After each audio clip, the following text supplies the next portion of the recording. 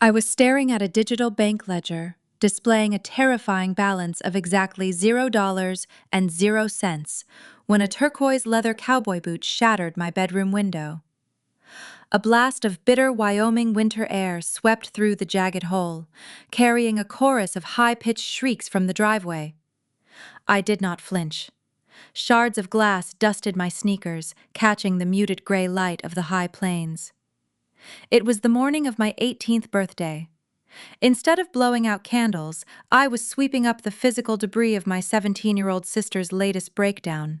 Outside, Harper stood in the frozen gravel, her face flushed red and contorted. She aimed another kick at the tire of our father's heavy-duty truck, screaming about the shade of her new custom rodeo outfit. "It was supposed to be bright teal," she sobbed, "not seafoam green." In our town, where local status was measured in silver belt buckles and quarter horses, a wrong dye job in the arena was apparently a tragedy worthy of property damage. My parents, Caroline and Garrett, practically tripped over themselves rushing out the front door. They operated like a well-oiled crisis management team dedicated solely to the preservation of Harper's fragile ego. Before we see exactly how they end up paying for this broken window and broken trust, drop a comment below telling me your age and if you ever had a birthday ruined by a sibling. Welcome to Amanda Told Stories. Now let us get back to the chaos. I stepped closer to the fractured glass, pulling my phone from my back pocket. I opened my voice memo app. It was a quiet, hidden habit I had honed over the years to document the sheer absurdity of this household. My thumb hovered over the screen, then pressed the red record circle. "Sweetheart, breathe," Caroline coaxed, her voice drifting through the frigid breeze. "We will send it back. We will pay for the rush order." "I need it by tomorrow," Harper wailed, her hands balling into fists. Garrett rubbed the back of his neck, the collar of his heavy jacket dusted with fresh snow. "I cannot just drop another $2,000 this afternoon, Care," he muttered. "There is a temporary cash flow issue with the drilling rig. The extraction logistics company has not paid out the lease yet." That brief sentence hung in the icy air. A cash flow issue. For a man who prided himself on projecting boundless mineral wealth to the rest of the county, admitting a financial hiccup meant his margins were razor thin. Caroline sighed, turning her gaze toward the house. She spotted me standing in the shadows of the window frame.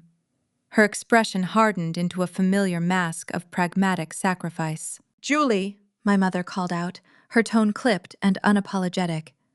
"We need to cancel the steakhouse tonight. We cannot do a birthday dinner with your sister in this state. We have to keep the peace." Keep the peace. The unofficial family motto. It translated inevitably to ignore Julie. I did not argue. I did not beg for my milestone to matter. I just tapped my screen, saving the audio file to a secure folder. My pulse drummed a slow, steady rhythm against my ribs as I retreated deeper into my room. I pulled up the banking app again to look at that empty balance. It was an account tied to a joint ledger Garrett insisted on setting up years ago. It was a place where I carefully deposited the funds from my remote bookkeeping side hustle for a wilderness lodge near the Tetons. The screen glowed in the dim light. The money was not just missing. A withdrawal had been manually processed early that morning. $12,000. Every cent of my escape fund wiped clean. The cold from the broken window finally settled into my bones as a sharp, undeniable reality took hold. I had not just lost a birthday dinner. I had lost my entire escape route. I walked down the long hallway toward the kitchen. The digital zeros were still burning behind my eyelids like a bright neon sign. I found Garrett leaning against the granite island. He was wearing his fleece vest, casually scrolling through livestock auction prices on his tablet. The smell of dark roast coffee and expensive bacon filled the warm air. It was a scene of domestic tranquility, a stark contrast to the financial theft he had just committed against me. I stood across from him and asked a simple question regarding $12,000. I kept my voice perfectly level. I did not yell. I merely asked him to explain the manual transfer. Garrett took a slow sip of his coffee. He did not even break eye contact with his glowing screen. He stated that he and Caroline had to make an executive family decision early this morning. Harper needed a professional-grade horse trailer to remain competitive on the regional rodeo circuit. He actually used the phrase, "support her passions." He delivered this justification with the calm authority of a corporate manager reallocating office supplies. He explained that because the money resided in a joint account he helped me open when I was a minor, it was legally accessible to him. He considered it a family contribution. I stared at him, trying to process the sheer audacity of his logic. I had logged countless hours of bookkeeping to earn that cash. I had sacrificed weekends, skipped social events, and hoarded every paycheck to secure my tuition.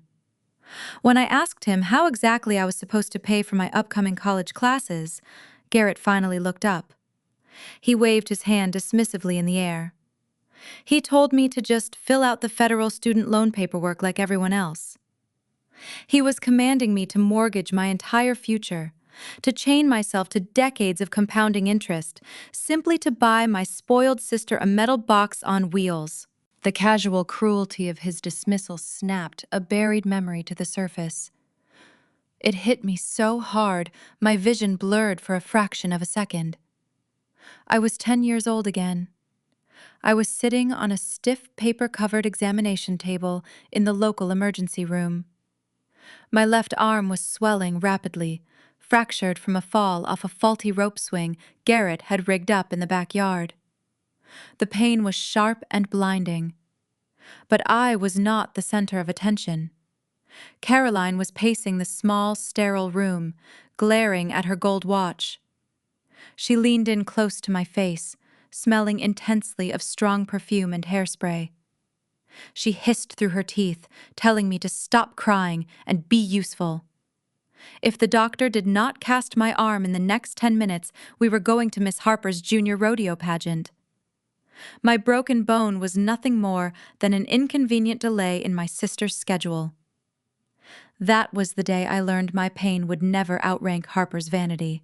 The memory faded, but the emotional stakes cemented into a hard block of ice in my chest. If I screamed at Garrett, if I demanded justice or threw a tantrum, they would just label me hysterical. They would use my anger to justify their actions, painting me as the selfish daughter who did not care about family unity. So instead of exploding, I did something that truly frightened him. I smiled. It was a thin, empty smile. I nodded slowly. I told Garrett that I understood his reasoning. I said family comes first. The lie slid off my tongue with terrifying smoothness. The reality of the stolen necklace pulsed in my mind, pulling me backward. Just 72 hours ago, I had stood in front of the master bathroom mirror, fastening the silver clasp behind my neck. The vintage pendant felt heavy, resting against my collarbone. It was an intricate piece of frontier silver craftsmanship, a gift from my father. To anyone else, it looked like a rustic family heirloom. To me, it was the physical anchor of my maternal inheritance. Trent had leaned against the doorframe, watching me. He wore a custom-tailored charcoal suit, his hair styled with the effortless precision that Silicon Valley investors loved. He was the golden boy of the Sioux Falls ag tech scene, the charismatic visionary who could sell a dream to a room full of skeptical venture capitalists. But his eyes, tracking the silver chain against my skin, held a familiar, chilling disdain. "Are you really wearing that?" he had asked, his tone dripping with casual condescension. "It clashes with everything. It looks like cheap, ugly trash, Phyllis. We have a dinner with the State Agricultural Board tonight. Put on the pearls." I had met his gaze in the mirror, ignoring the sting. "The necklace stays, Trent. I had bought that rusting vehicle with my own cash when I turned 16. It was a mechanical nightmare with peeling paint and a broken heater, but it was mine. Garrett had insisted on holding the paperwork for safekeeping. Now I fully understood what safekeeping meant in this house. It meant leverage. I found the blue slip of paper, verified my name was listed as the sole owner, and shoved the entire envelope into the waistband of my jeans. I carefully locked the box, replaced the key under the desk drawer, and retreated to the safety of my bedroom. My heart was hammering against my ribs like a trapped bird. I sat on the edge of my mattress, ignoring the shattered glass on the floor, and pulled out my phone. I opened my messages and tapped on Wyatt Dalton's contact. Wyatt was the owner of the luxury wilderness lodge where I managed the remote bookkeeping. He was a stern, pragmatic outfitter who valued competence and loyalty over everything else. I had spent the last 2 years organizing his payroll, untangling his complex tax files, and saving him thousands of dollars in audit fees. I had built up a significant amount of professional capital with him. It was time to cash it all in. I typed a quick, concise message. I told Wyatt my current living situation had become immediately untenable. I asked if the on-site administrative assistant position was still open at the lodge. I also asked if the role still included the employee housing cabin we had discussed during our last quarterly review. I hit send. I stared at the screen, watching the delivery status change to read. A dense silence settled over my cold bedroom. Outside, through the broken window, I could hear Harper squealing in delight over her stolen trailer. Every second that ticked by felt like an agonizing hour. I was banking my entire future on the professional respect of a man I had only met a handful of times in person. 3 minutes later, my phone vibrated in my palm. It was a reply from Wyatt. The message was short and strictly business. It said the job was mine if I could start on Monday morning. The cabin key would be waiting under the welcome mat. He did not ask questions, he did not pry into my personal drama, or ask why an 18-year-old needed emergency housing. He just offered a solid lifeline. The escape plan was officially back in motion, but the logistics of sneaking out of this house remained a dangerous ticking clock. The next 5 days required a level of psychological warfare I did not know I possessed. I orchestrated my entire escape directly under the noses of my narcissistic parents, wrapping my suffocating desperation in a flawless mask of teenage obedience. The tension hummed in my veins every waking second, making my skin feel too tight for my bones. I had to manage the intricate logistics of secretly moving my physical life out of that house while maintaining the illusion that everything was perfectly normal. My strategy relied on slow, invisible extraction. I started with the items they would never notice were missing from my daily routine. Heavy winter gear shoved to the dark back of my closet, my spare laptop charger, thermal socks, and basic, unglamorous toiletries. I smuggled these essentials out during the chaotic morning hours when the household was sufficiently distracted. Caroline was always busy applying her elaborate makeup for her morning social calls, and Garrett was constantly shouting at his contractors over his cell phone in the study. I carried my items wrapped tightly inside a faded canvas gym bag, walking casually through the kitchen to the driveway. Once outside in the biting winter air, I shoved the bundles deep into the rusted camper shell of my pickup truck. I concealed every bag beneath layers of grease-stained canvas tarps, making it look like a pile of discarded automotive junk. This stealth operation forced me to navigate the suffocating architecture of the Elliots' domestic lie. Our sprawling, custom-built home was a monument to fake Wyoming royalty. The pristine facade was funded by Garrett's highly volatile mineral leases. He spent his days chasing speculative drilling rights across the high plains, trading on credit and arrogant bravado, desperate to appear like an established oil tycoon to his peers. Meanwhile, Caroline functioned as his chief public relations officer. Her entire existence revolved around maintaining our local small-town status. On Tuesday evening, while my stolen college fund was being used to outfit a custom horse trailer, Caroline hosted an extravagant dinner party for the wives of local politicians and wealthy cattle ranchers. I was forced to serve imported wine and pass around silver trays of artisan cheese. I smiled politely at women dripping in diamonds, knowing full well that Caroline was secretly monitoring the dwindling balance on her high-limit credit cards. They were drowning in a silent sea of leveraged debt, projecting an image of untouchable wealth while using my hidden bookkeeping wages to plug the utility leaks in their sinking ship. Serving those wealthy guests while my future hung in the balance required every ounce of self-control I had left. My careful ghosting strategy nearly collapsed into ruin on Wednesday afternoon. I had taken a calculated risk, packing a medium-sized cardboard box with my heavy snow boots and a few irreplaceable childhood photographs. I was carrying the taped box down the long upstairs hallway, timing my exit for the brief window when Caroline usually left for her afternoon Pilates class. My sneakers squeaked faintly against the polished hardwood floor. I rounded the corner near the grand staircase and nearly collided head-on with my sister.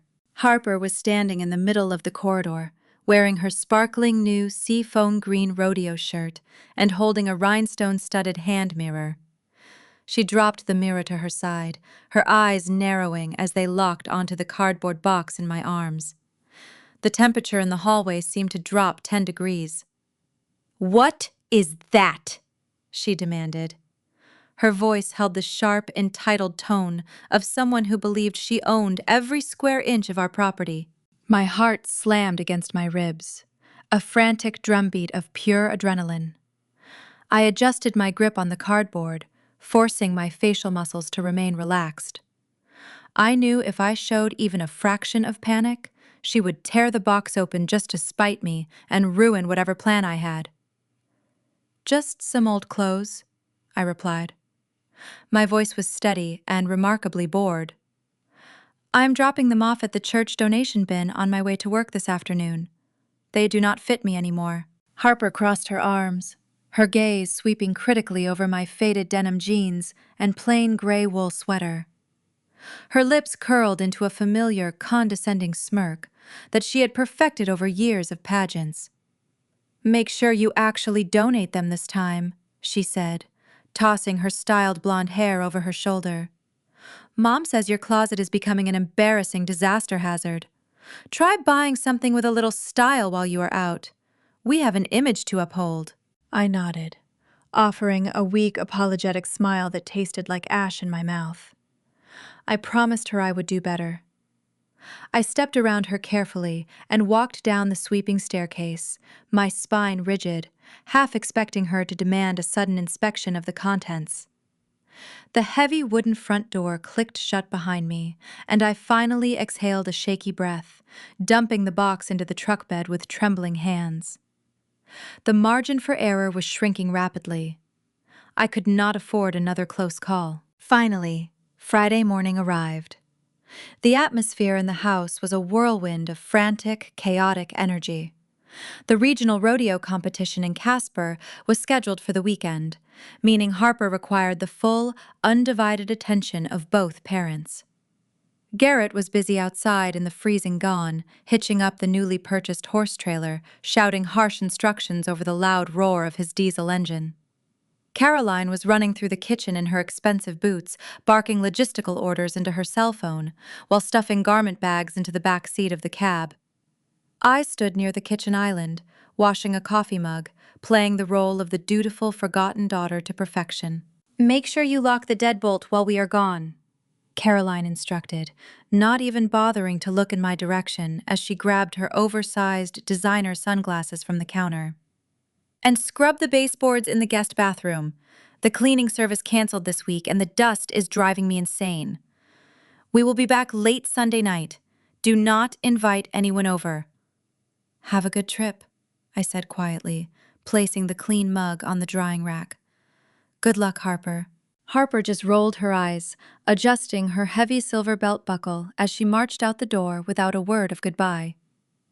Garrett honked the horn twice, a harsh, jarring sound that echoed across the valley and signaled their official departure. I stood perfectly still by the kitchen sink, listening to the heavy rumble of the dual rear wheels pulling away down the long gravel driveway. I waited until the sound faded into the vast quiet of the high plains. The silence that followed was profound and heavy. The sprawling house, usually vibrating with manufactured drama and endless demanding voices, felt hollow. I dried my hands on a linen dish towel, tossing it onto the pristine granite counter. The time for deception was over. It was time to execute the final phase of my extraction. I walked through the empty rooms, performing a swift, methodical sweep.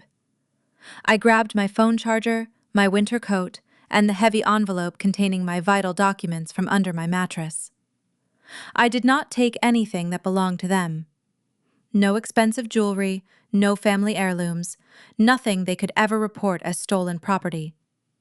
I wanted a clean, undeniable break from their toxic ecosystem. I stood in the grand foyer for one final moment, staring up at the glittering crystal chandelier and the sweeping staircase. I felt no nostalgia. I felt no lingering sadness or regret. This expensive structure had never been a home. It was a beautifully decorated cage, and the door was finally open wide. I stepped out onto the front porch. The freezing Wyoming night air bit at my cheeks, crisp and unforgiving in the fading twilight. I pulled the heavy oak door shut behind me. The deadbolt engaged with a solid, satisfying click, locking the past away. I walked over to my rusted pickup truck, my boots crunching loudly against the frozen gravel. The camper shell was loaded with my meager possessions, hidden securely beneath the greasy canvas tarps. I climbed into the driver's seat, shivering as the cold, cracked leather seeped through my jeans. I shoved the metal key into the ignition, my chest expanding with the intoxicating anticipation of genuine freedom. I twisted the key forward, ready to drive into my new life. The engine gave a harsh metallic sputter. It choked once, a hollow grinding sound that shook hard through the steering column and then died in the cold. I froze, my hand still gripping the plastic key. The dashboard lights flickered weakly and dimmed into total darkness. I pumped the gas pedal with my boot, twisting the key again with a rising sense of pure panic. The starter clicked rapidly, a weak, pathetic noise echoing in the silent driveway. The engine refused to turn over. The bitter winter cold began seeping through the thin, rusty floorboards, chilling my ankles. I was sitting in a dead vehicle in the middle of nowhere, plunged into a sudden, desperate mechanical crisis, while the temperature outside plummeted below freezing. The harsh Wyoming winter bit into my exposed skin like sharp teeth. I stared at the steering column of my rusted pickup, my breath forming dense white clouds in the freezing air. Terror, raw and suffocating, clawed its way up my throat. I slammed the heel of my palm against the dashboard, pleading with the cold machinery to spark. The silence of the desolate high plains pressed down around me, thick and mocking. I forced my trembling hands to stop shaking, unbuckling the frayed nylon seatbelt. I reached behind the passenger seat, my fingers grazing the freezing plastic casing of a portable lithium battery jump starter. I had purchased the heavy device last winter after getting stranded outside a remote grocery store. A rare moment of foresight that was about to save my life. I stepped back into the howling wind, popping the dented hood of the truck. The metal latch sliced a shallow cut across my thumb, but I ignored the stinging pain. I clamped the red and black cables onto the corroded battery terminals, praying the small device held enough charge to defeat the sub-zero temperatures. I climbed back into the driver's seat, held my breath, and twisted the metal key. A harsh, grinding noise echoed across the empty driveway, followed by the beautiful, rough rumble of internal combustion. Warm exhaust plumed in the rearview mirror. I left the motor running, letting the heater slowly thaw my frozen legs. I needed to leave one final message. I walked back up the icy front steps, pushing the heavy mahogany door open. The grand foyer felt like a museum exhibit, meticulously curated to impress strangers, yet entirely devoid of warmth. I moved into the sprawling gourmet kitchen. The pristine granite countertops gleamed under the recessed lighting. I reached into my heavy coat pocket and pulled out my brass house keys. They clattered sharply against the cold stone surface. Next to the metal ring, I placed a torn sheet of lined notebook paper. I uncapped a black pen and wrote a single sentence. I am no longer your shock absorber. I did not explain my destination. I did not ask for their understanding or forgiveness. I laid the pen down beside the paper, staring at my own handwriting. This sprawling mansion had been sustained by my silent labor, my stolen wages, and my crushed boundaries. They would have to find a new foundation to exploit. I turned my back on the sterile kitchen, walked out the front door, and let it slam shut. The deadbolt clicked into place, severing my ties to that house forever. The highway stretched ahead, a narrow ribbon of gray asphalt cutting through the endless rural darkness. I drove west, leaving the flat basins behind, steering toward the towering, jagged peaks of the Grand Tetons. The heater blasted against my shins, melting the ice that had settled into my bones. For hours, the only company I had was the hypnotic yellow glow of the dashboard gauges and the rhythmic thud of worn tires hitting the pavement. By the time I reached the winding mountain pass leading to Wyatt Dalton's luxury wilderness lodge, the sky was bleeding into a pale, bruised purple. I navigated the dense pine forest, finally parking outside a small, rustic timber cabin tucked discreetly behind the main guest quarters. The employee housing was modest, smelling of fresh cedar and wood smoke. It lacked the glittering chandeliers, imported rugs, and fake prestige of my former residence. Instead, it offered something infinitely more valuable: a heavy iron deadbolt on the inside of a solid wooden door. I dragged my canvas bags onto the simple twin bed, collapsed onto the firm mattress, and let sheer exhaustion pull me under the current of deep sleep. Sunlight streamed through the cabin window, waking me several hours later. My phone was vibrating off the edge of the wooden nightstand, emitting a continuous, frantic buzz. I rubbed my heavy eyes and grabbed the device. The screen illuminated with a massive barrage of incoming notifications. The Elliots had returned early from the rodeo in Casper. The fallout was instantaneous, yet it possessed a highly predictable toxic flavor. There were no missed calls from the local sheriff department searching for a missing teenager. There were no frantic voicemails begging to know if I was safe or hurt. The incoming text messages from Caroline were driven entirely by sheer inconvenience. I scrolled through the digital venom, reading her words with a detached, clinical fascination. "Where are you? The kitchen is a disaster. You forgot to transfer the electric bill payment. Come back here right now and prep the guest room for Harper." I stared at the glowing text, a bitter laugh escaping my parched throat. For 2 years, I had secretly managed the household utility accounts using my remote bookkeeping wages, keeping their lights on while they paraded their fake wealth to the county. Now, they were standing in a cold house, furious that their invisible servant had vanished. They did not miss their daughter. They missed their maid and their secret financier. I tapped the screen, blocking Caroline's number. Then I blocked Garrett. Finally, I blocked Harper. A profound rush of true freedom washed over my tired body. The invisible chains dissolved into thin air. I stood up, walked over to the small kitchenette, and poured a glass of cold tap water. I drank it slowly, savoring the profound silence of the mountain cabin. The heavy burden of their endless demands no longer belonged to me. I survived the extraction. Just as I set the glass down on the counter, a distinct, sharp chime echoed from my phone. It was not a text message. It was a high-priority security alert from my email application. I unlocked the screen, expecting a generic work schedule update from Wyatt. Instead, my stomach plummeted into my shoes.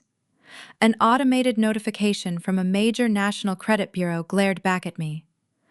A new high-limit credit card application had just been filed and instantly approved. The digital footprint traced back to my exact social security number, using the residential address I had abandoned mere hours ago. My mind raced, connecting the terrifying dots. Garrett, suffocating under the weight of his failing mineral leases and panicked over his immediate cash flow crisis, had taken his desperation to a new level. He realized my utility payments had stopped. He needed capital to maintain his wealthy facade. So, he crossed the unforgiving line from parental theft into federal identity fraud. I did not hesitate. The digital alert glowing on my screen demanded swift execution. I navigated directly to the official government portals of the 3 major credit bureaus.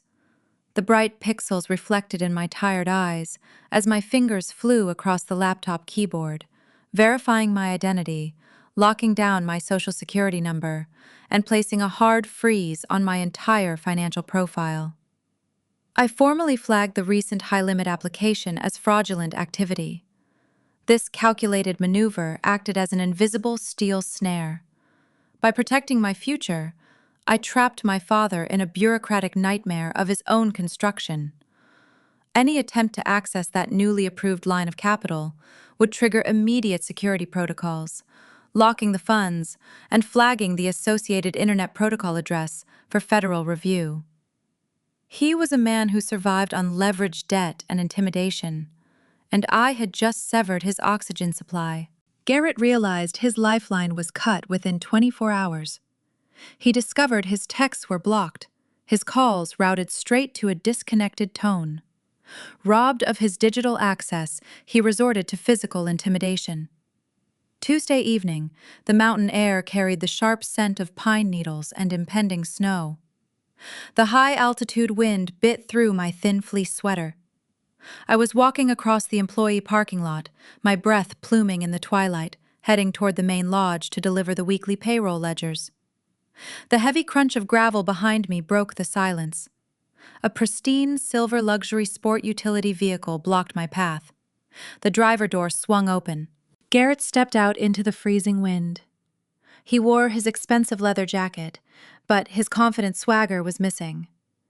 His jaw was clenched tight, the muscles ticking erratically beneath his skin. He marched toward me, his boots kicking up dust, invading my personal space, until I could smell the stale coffee and frantic sweat rolling off his clothes. He pointed a trembling finger directly at my face, skipping any pretense of a greeting. He delivered a venomous verbal threat, his voice low and jagged. He demanded I contact the credit agencies and lift the freeze by morning. When I simply stared at him, my expression blank, he shifted his tactic to outright blackmail. He gestured toward my rusted pickup parked a few yards away. The paint was peeling along the quarter panels, and a long crack spiderwebbed across the windshield. Yet to him, it was a vital pawn. He claimed that because the original purchase was routed through a family bank account years prior, the vehicle technically belonged to his Mineral Extraction Limited Liability Company. He leaned in close, his eyes manic.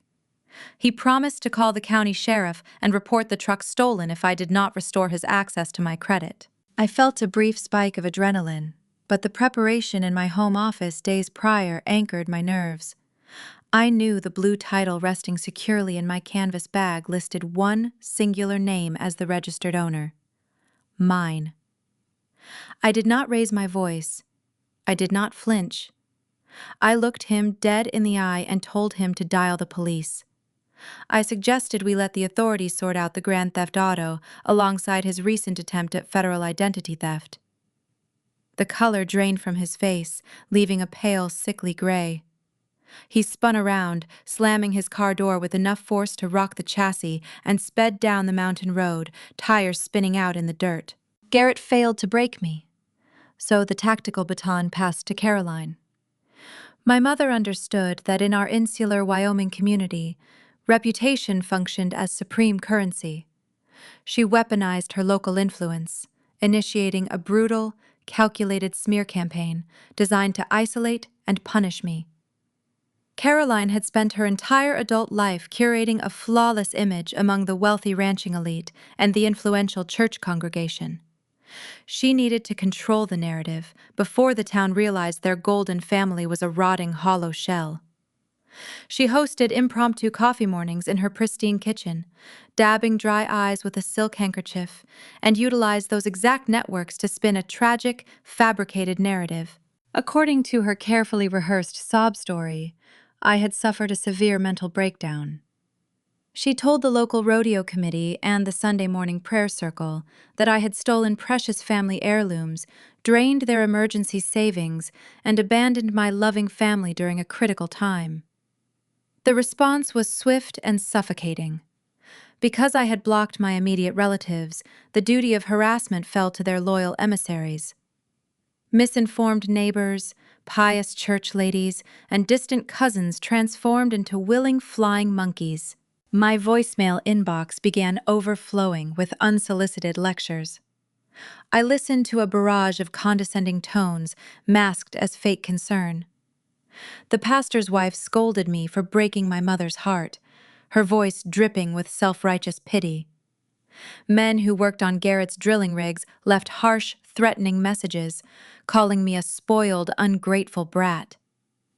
One message came from Harper's elite riding instructor, a woman who benefited directly from my stolen college funds, demanding I return home to apologize for ruining my sister's upcoming tournament focus. I deleted every single audio file without responding, refusing to feed their manufactured drama. But the toxic gossip was a corrosive acid, and it quickly spread beyond the borders of my hometown, seeping directly into my professional sanctuary. Thursday afternoon, the internal phone on my administrative desk rang. It was Wyatt Dalton.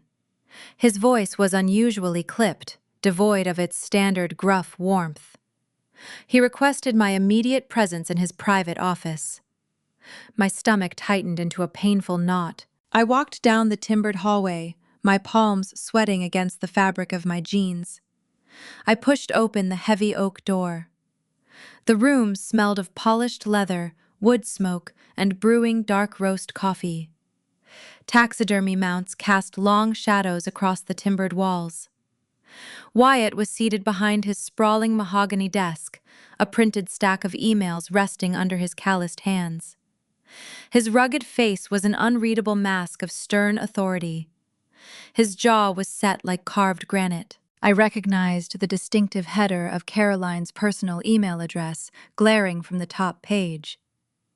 She had bypassed my phone and contacted my employer, pouring her toxic venom directly into the ear of the man controlling my housing and my income.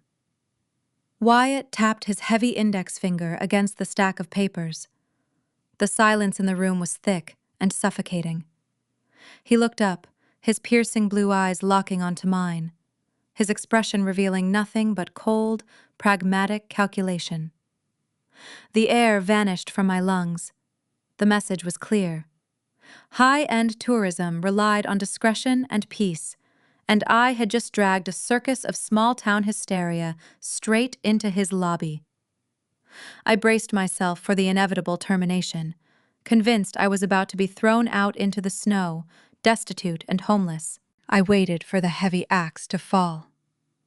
The ticking of the grandfather clock in the corner of the office sounded like a judge striking a wooden gavel.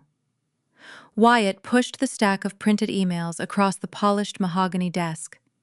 They slid to a stop inches from my trembling hands.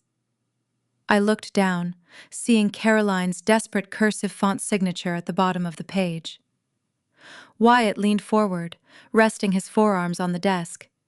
He did not yell. He did not hand me a pink slip. Instead, he reached out, grabbed the entire stack of defamatory lies, and dropped them into the metal wastebasket beside his chair.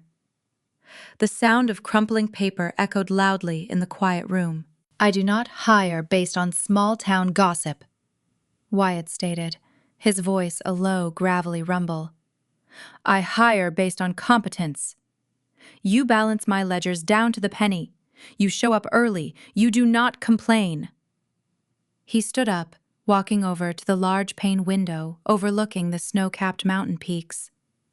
"I have instructed the front gate security detail. Anyone matching the description of your parents or their church friends is officially banned from this property. If they cross the cattle guard, they will be detained and arrested for trespassing." A strange, unfamiliar warmth bloomed deep inside my chest. For the first time in 18 years, an adult was actively protecting me. He was standing like a shield between me and the toxic storm of my blood relatives. This rugged outfitter, a man I only knew through tax spreadsheets and payroll software, was offering me genuine sanctuary. I thanked him, my voice barely above a whisper, and retreated back to my administrative desk in the main lobby. The calculated smear campaign had failed to sever my lifeline. This solidified my new chosen family, built on mutual respect rather than forced obligation. Back in the valley, the failure of Caroline's gossip network was causing a localized earthquake. Harper was accustomed to immediate capitulation. She had spent 17 years watching me absorb every ounce of her frustration. My continued absence, coupled with my refusal to beg for forgiveness, was an intolerable insult to her fragile ego. She was the reigning rodeo princess, a title that demanded constant adoration and a reliable scapegoat. The town whispers were no longer focused on my alleged mental breakdown. People were starting to notice Garrett's frantic behavior and Caroline's strained, forced smiles. Harper needed a public victory to restore her supreme status. She needed to drag me back down into the mud, and she decided to take matters into her own manicured hands. Saturday afternoon was peak check-in time at the Wilderness Lodge. The grand lobby was a masterpiece of rustic luxury. An enormous stone fireplace crackled with burning cedar, casting a warm amber glow over the expensive tufted leather sofas. Wealthy tourists from coastal cities mingled near the concierge desk, sipping complimentary hot cider while admiring the towering taxidermy displays adorning the timbered walls. I was standing behind the sweeping reception counter, verifying a corporate retreat booking on my dual monitors. The heavy double oak doors at the main entrance suddenly flew open. A sharp blast of freezing wind swept through the room, extinguishing the decorative candles on the nearest coffee table. Harper stormed into the lobby. She was wearing her pristine seafoam green rodeo outfit, the exact dye job that had triggered my ruined birthday weeks prior. Her brand-new custom cowboy boots clicked sharply against the slate floor tiles. Outside, parked haphazardly in the circular drive, was the gleaming silver truck my parents had purchased using my stolen college tuition. She marched directly toward the reception desk, her eyes locked onto me with a burning, unhinged fury. The polite chatter of the wealthy guests died away instantly, replaced by an uncomfortable, tense silence. "You think you can just hide up here?" Harper shrieked, her high-pitched voice slicing through the tranquil atmosphere. "You think you can steal from our family and play the victim?" I slowly removed my hands from the computer keyboard. I placed them flat on the cool wood of the counter, centering my breathing. I utilized the exact emotional detachment I had perfected during my childhood. I built an invisible glass wall between her chaos and my peace. I did not glare at her. I did not raise my voice to match her frantic pitch. I simply stared at her with a blank, clinical expression. "Please lower your voice," I requested quietly. "You are disturbing the paying guests." That polite, monotone instruction was equivalent to pouring gasoline on a raging fire. Harper slapped her hands against the countertop, her silver rings clattering against the wood. "Do not tell me what to do!" she screamed, her face contorting into an ugly red mask. "You are a thief and a liar. You told the whole town Dad is broke. You are trying to ruin my season because you are jealous and pathetic." The tourists were openly staring now, pulling their children closer to their sides. A few guests pulled out their phones, mesmerized by the spectacular public meltdown unfolding before them. Harper realized she was losing the psychological battle.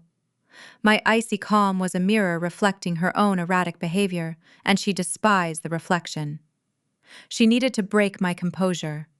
She needed a dramatic reaction to validate her anger. Her eyes darted wildly around the reception area. Next to my computer terminal sat an artisan retail display.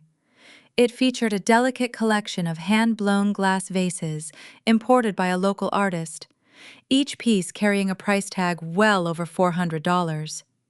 Harper reached out, her fingers wrapping tight around the neck of the largest, most intricate blue vase.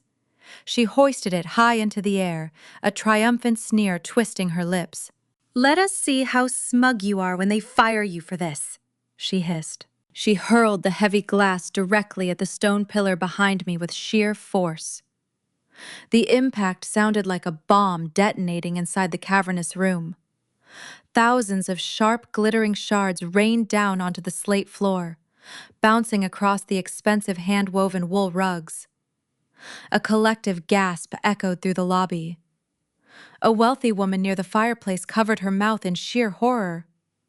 I did not flinch.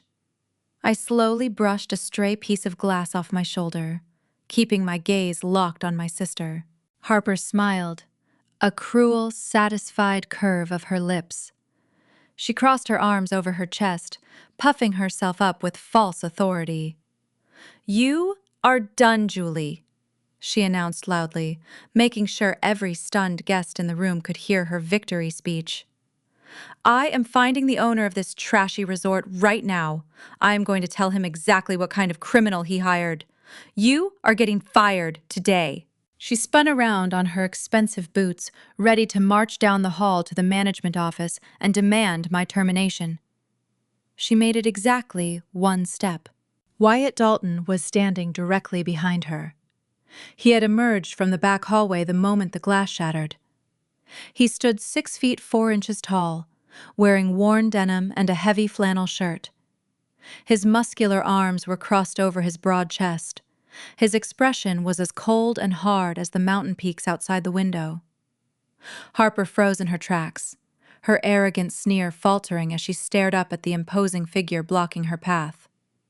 She opened her mouth to speak, perhaps to spin a frantic lie about how the vase slipped or how I had provoked her into a frenzy.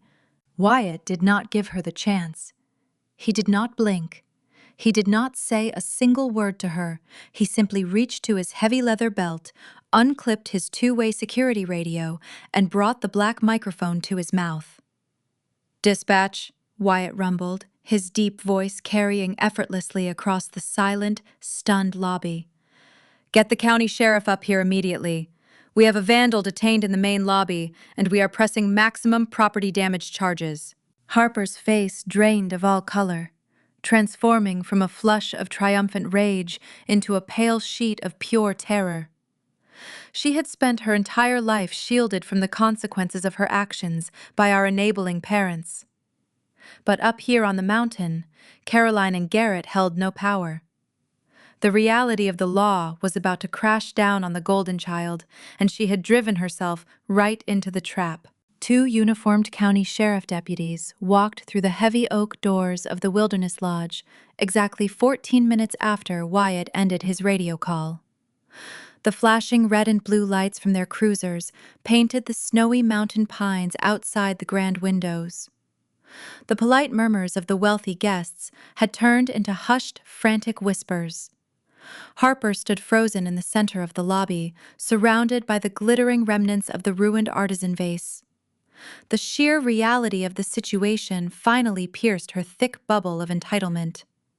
She watched the officers approach, with their hands resting casually on their duty belts. My sister immediately deployed her standard defense mechanism.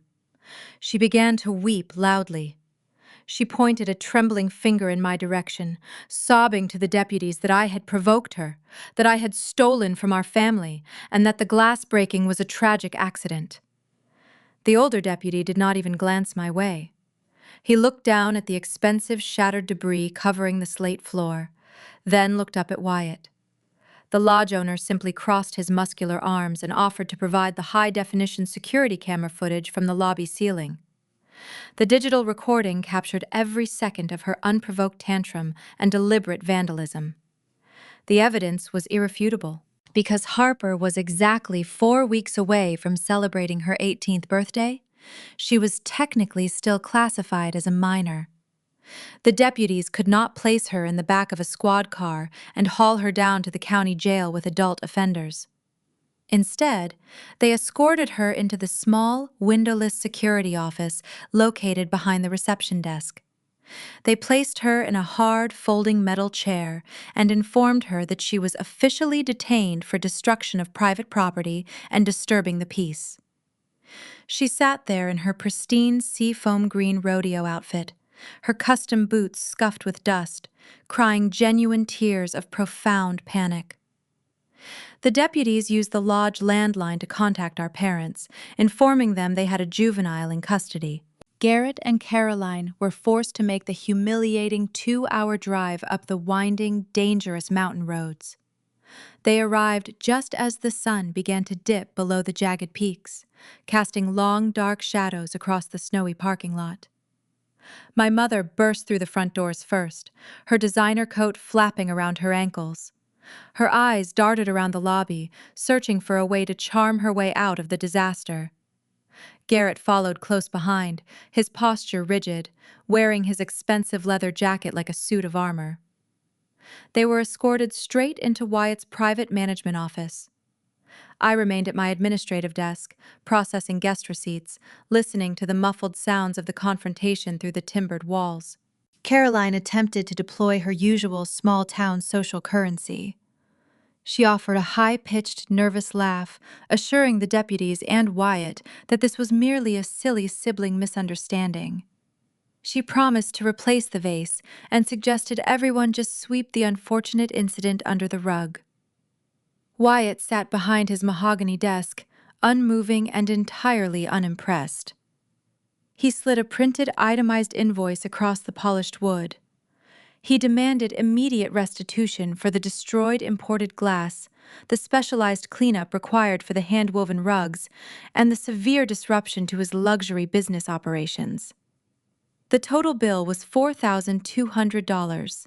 Garrett puffed out his chest, attempting to intimidate the lodge owner. He cited his mineral extraction company and his supposed deep pockets, claiming the bill was an outrageous extortion attempt. Wyatt did not blink. He informed my father that he could either write a check covering the exact amount right now, or the lodge legal team would file formal civil charges in the morning, dragging the Elliott family name through a highly public and very expensive court battle. The threat of public exposure was the only language Garrett truly understood. The physical toll of that demand was spectacular to witness. Garrett reached into his coat pocket and pulled out his leather-bound checkbook. His hands were shaking. I watched through the open office doorway as he clicked his silver pen. He hesitated. The tip of the pen hovered over the paper line for a long, agonizing moment. A bead of sweat rolled down his temple, despite the cool mountain air inside the room. That hesitation revealed a terrifying truth. He was not just angry about the money. He was terrified the funds were not actually in his account. The crack in his wealthy facade was deep and visible. He hastily scribbled his signature, tore the paper free, and shoved it across the desk. The deputies released Harper into their custody. The Golden family walked out of the management office in absolute disgrace. Harper kept her eyes glued to the floor, her makeup smeared across her cheeks. Caroline walked with her shoulders slumped, her social pride severely wounded. Garrett marched ahead of them both, his face a mask of silent, brewing fury. They did not look at me. They did not speak a single word as they crossed the lobby and exited through the heavy doors. They climbed into the silver truck and drove away, disappearing down the dark mountain pass. For 14 days, a strange, peaceful quiet settled over my life. I threw myself into my work at the lodge, organizing the upcoming spring booking schedules and learning the intricacies of local real estate investments under Wyatt's guidance. Down in the valley, the town gossip had fundamentally shifted. Caroline's carefully crafted narrative about my mental breakdown dissolved. The new whispers circulating through the church pews and the rodeo grandstands focused entirely on Harper's public arrest and the Elliots' humiliating mountain retreat. The pressure inside their sprawling custom home must have been suffocating. Then, the real devastation arrived. I received the news on a Tuesday morning from a former high school teacher who occasionally visited the lodge coffee shop. Harper had been involved in a severe single-vehicle accident the night before. Driven by her own unchecked rage and a desperate need to escape the tense atmosphere of her house, she had taken the new silver truck out for a late-night drive. She was traveling far above the speed limit on a dark rural county road. She took a sharp turn too fast, lost traction on the loose gravel, and plowed straight through a reinforced steel livestock fence. The heavy vehicle flipped twice before landing upside down in a frozen pasture. Harper walked away from the wreckage with minor bruises and a fractured wrist, shielded by modern airbags. The expensive silver truck, however, was crushed into unrecognizable scrap metal. The engine block was cracked, the frame bent beyond repair, and the custom leather interior was destroyed. The vehicle purchased with my stolen college tuition was dead. The bitter irony of the situation became absolute when the insurance adjuster reviewed the police report. A buried family secret floated to the surface. Harper had her driver license suspended 3 months prior. She had been caught speeding recklessly through a school zone, a citation Caroline had quietly hidden to protect her daughter's pristine rodeo image. Because Harper was operating the vehicle on a suspended license, the insurance company invoked a strict liability clause. They formally denied the entire claim. They refused to cover the remaining loan balance on the totaled silver truck. Furthermore, they refused to cover the extensive property damage she caused to the local rancher. The rancher owned a prized herd of cattle, and the destruction of his specialized steel fencing resulted in a massive liability bill. The Elliots were now personally responsible for $50,000 in damages, on top of a loan for a vehicle that no longer existed. The very asset they had stolen from me to support her passions had become the precise instrument of their financial ruin. The invisible walls of their debt were rapidly closing in. Garrett was backed into a dark corner, out of cash and out of options. The creditors were circling his failing mineral business, and his family was bleeding money they did not possess. Desperation breeds dangerous choices, and my father was about to make his final, most reckless move to force me back under his control. With my covert financial contributions erased and the mounting legal fees from Harper's vandalism stacking high, the Elliott household rapidly deteriorated. The insurance denial for the ruined silver truck was merely the first domino to fall. In a small Wyoming town, financial ruin is impossible to keep quiet for long. Information travels through roadside diners, feed stores, and cattle auctions faster than a prairie fire. I learned the true extent of my father's collapse through the local industry chatter that drifted up to the Wilderness Lodge. Over early morning coffee, outfitting guides and visiting ranchers traded stories about Garrett. He had bypassed standard investment protocols, leveraging the remaining equity in our custom-built home to buy into a highly speculative mineral lease down in the Powder River Basin. He gambled everything on a wildcat drilling operation, hoping to strike a rich crude oil vein that would solidify his fake tycoon status forever. The geological surveys were flawed. The drill bit came up dry, hitting nothing but useless shale. The venture busted, evaporating his leveraged capital overnight. Creditors began to circle the sprawling estate like vultures catching the scent of decay. Equipment rental companies filed liens against his business. The bank started sending certified letters regarding missed mortgage payments. The luxurious lifestyle my parents had carefully curated was bleeding out onto the high plains, and they lacked the funds to stitch up the wound. While their foundation crumbled into dust, I was busy building my own. The air up on the mountain felt remarkably lighter.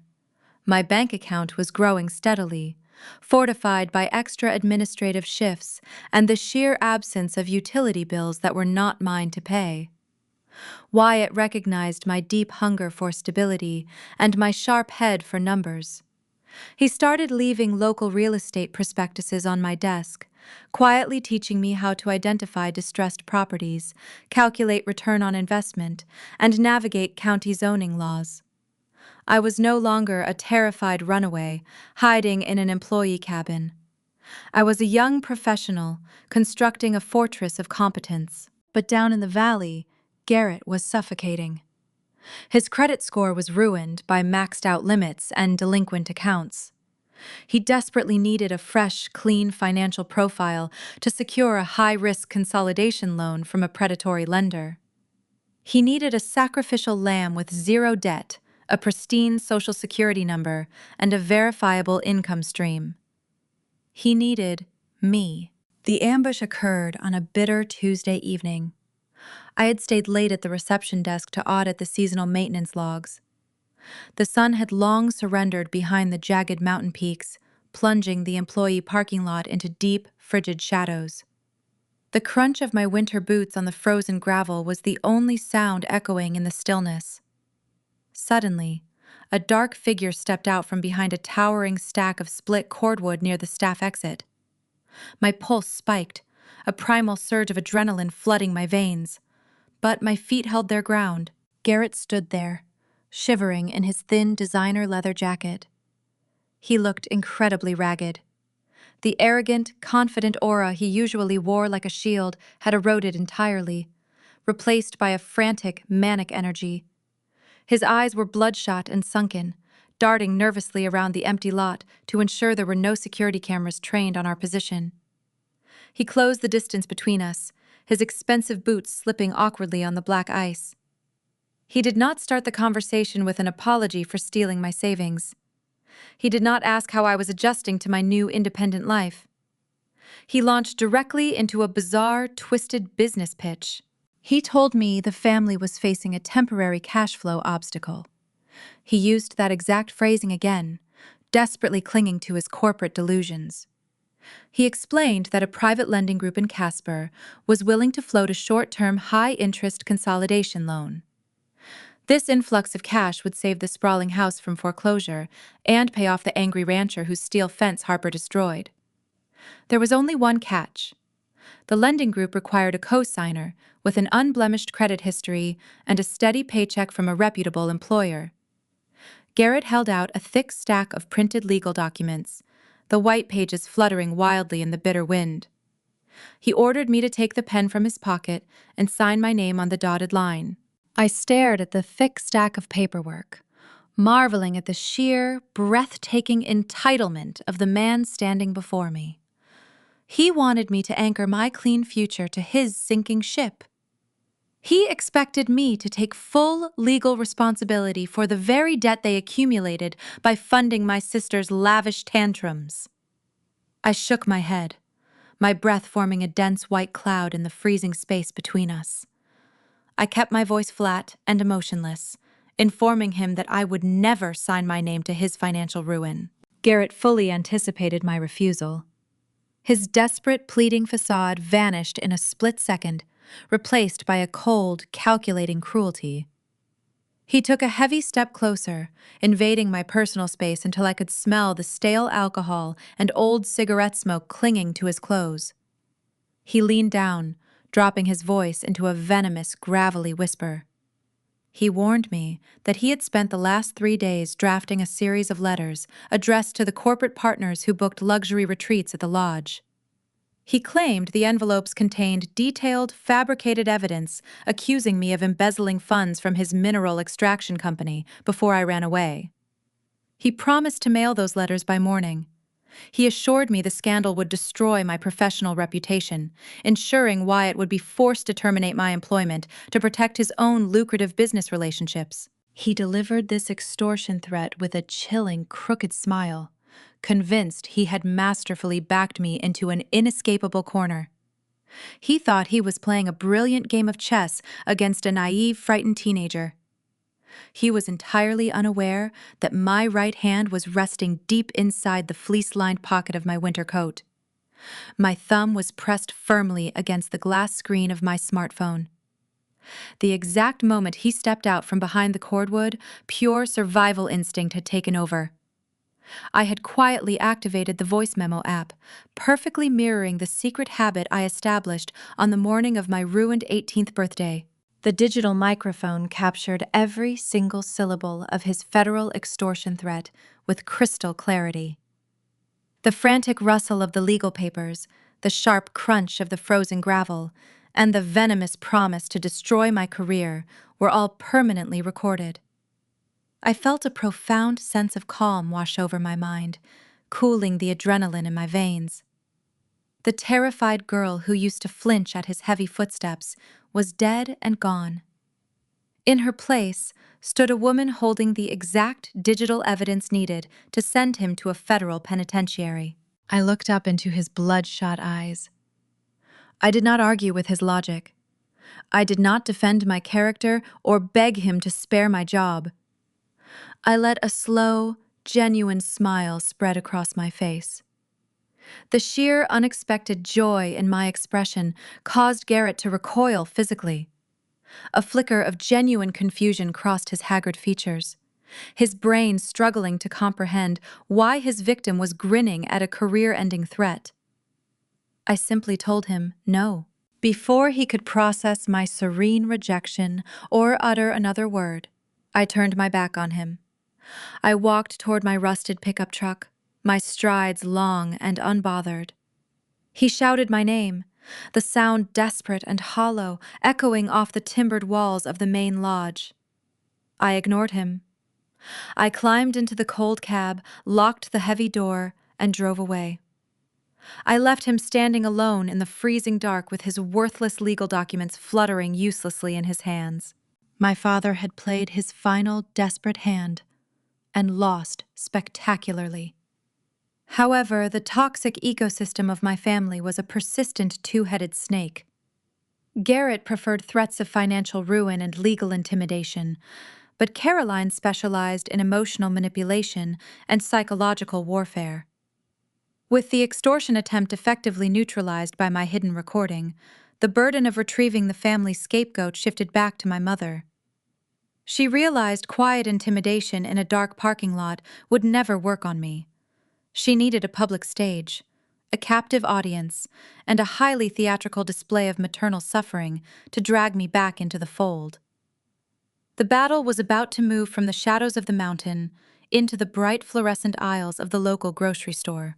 I returned to the sanctuary of my timber cabin and stared at the digital audio file glowing brightly on my phone screen.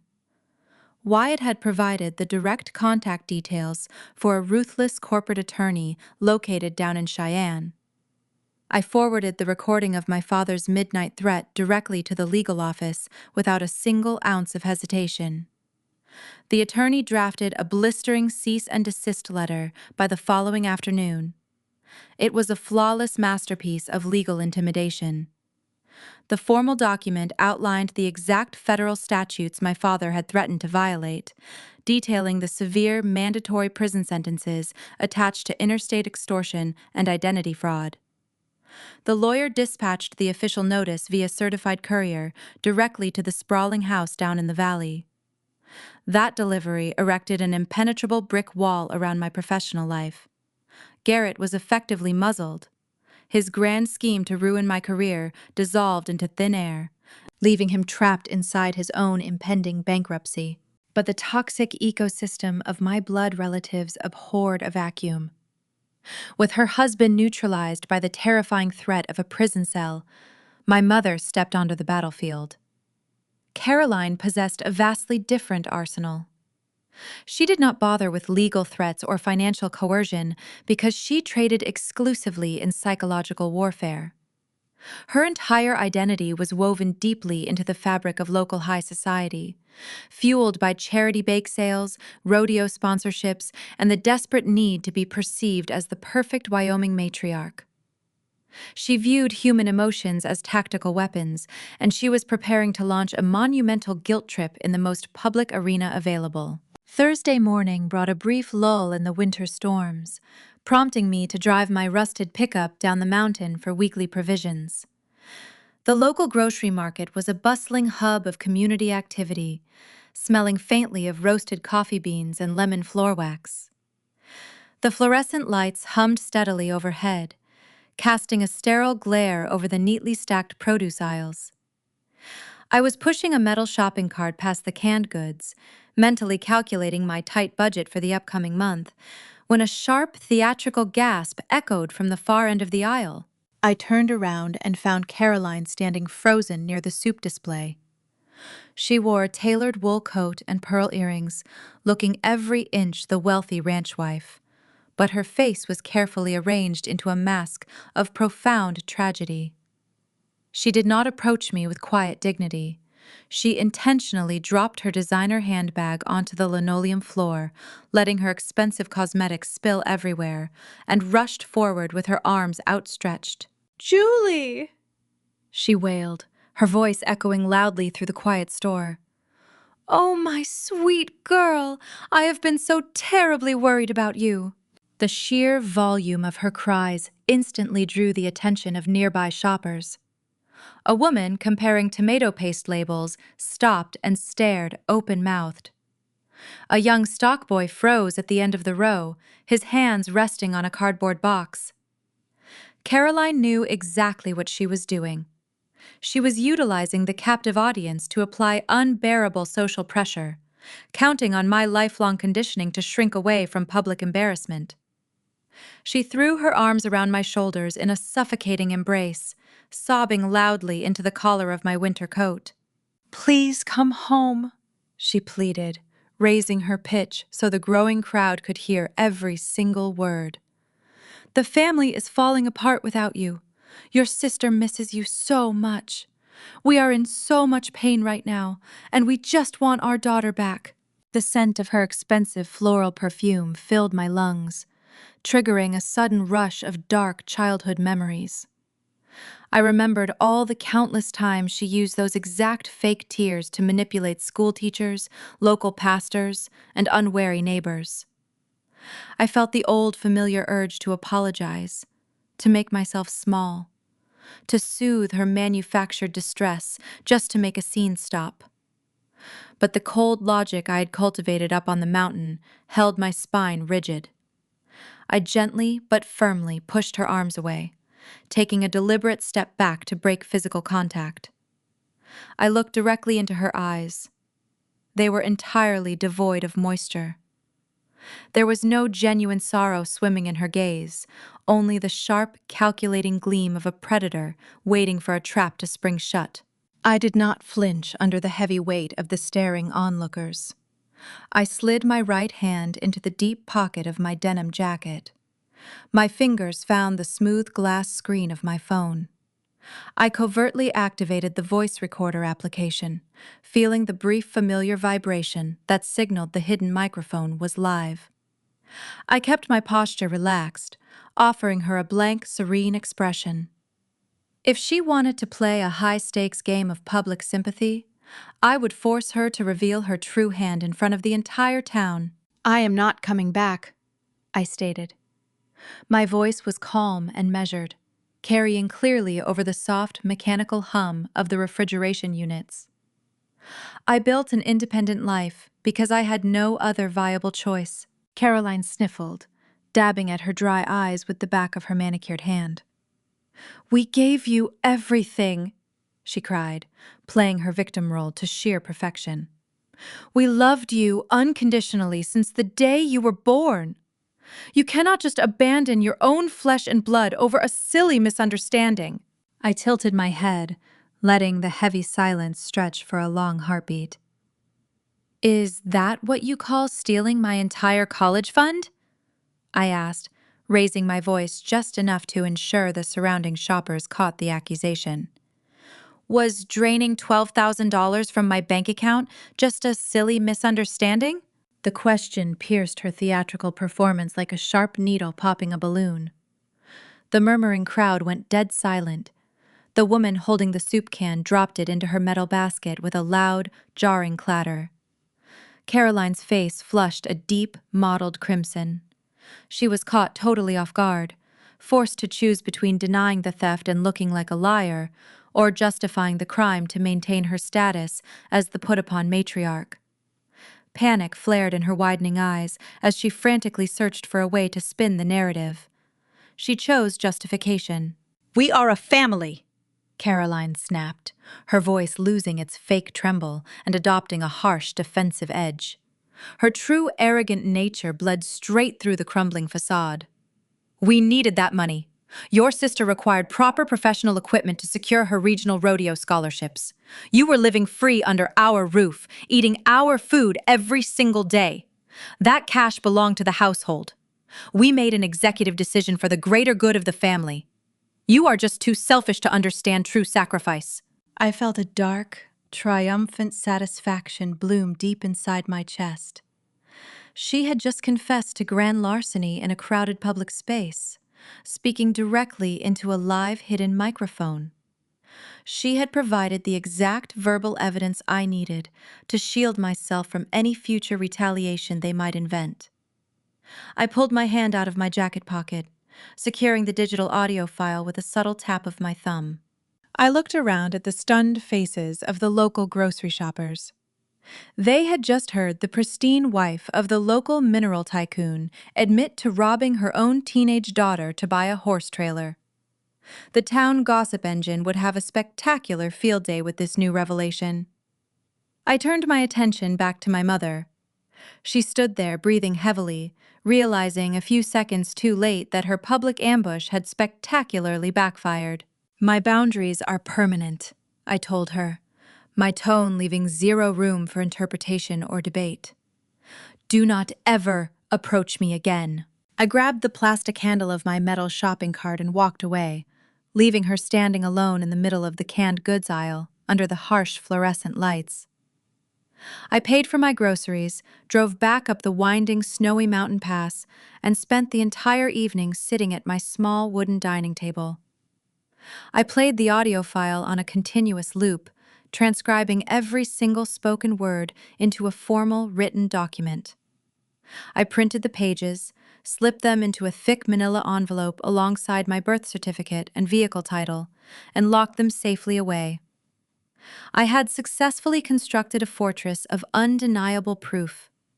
My parents could no longer touch me with legal threats or maternal guilt. Yet, while I was busy securing my personal freedom on the mountain, the false empire they built down in the valley was preparing to implode on a much grander scale.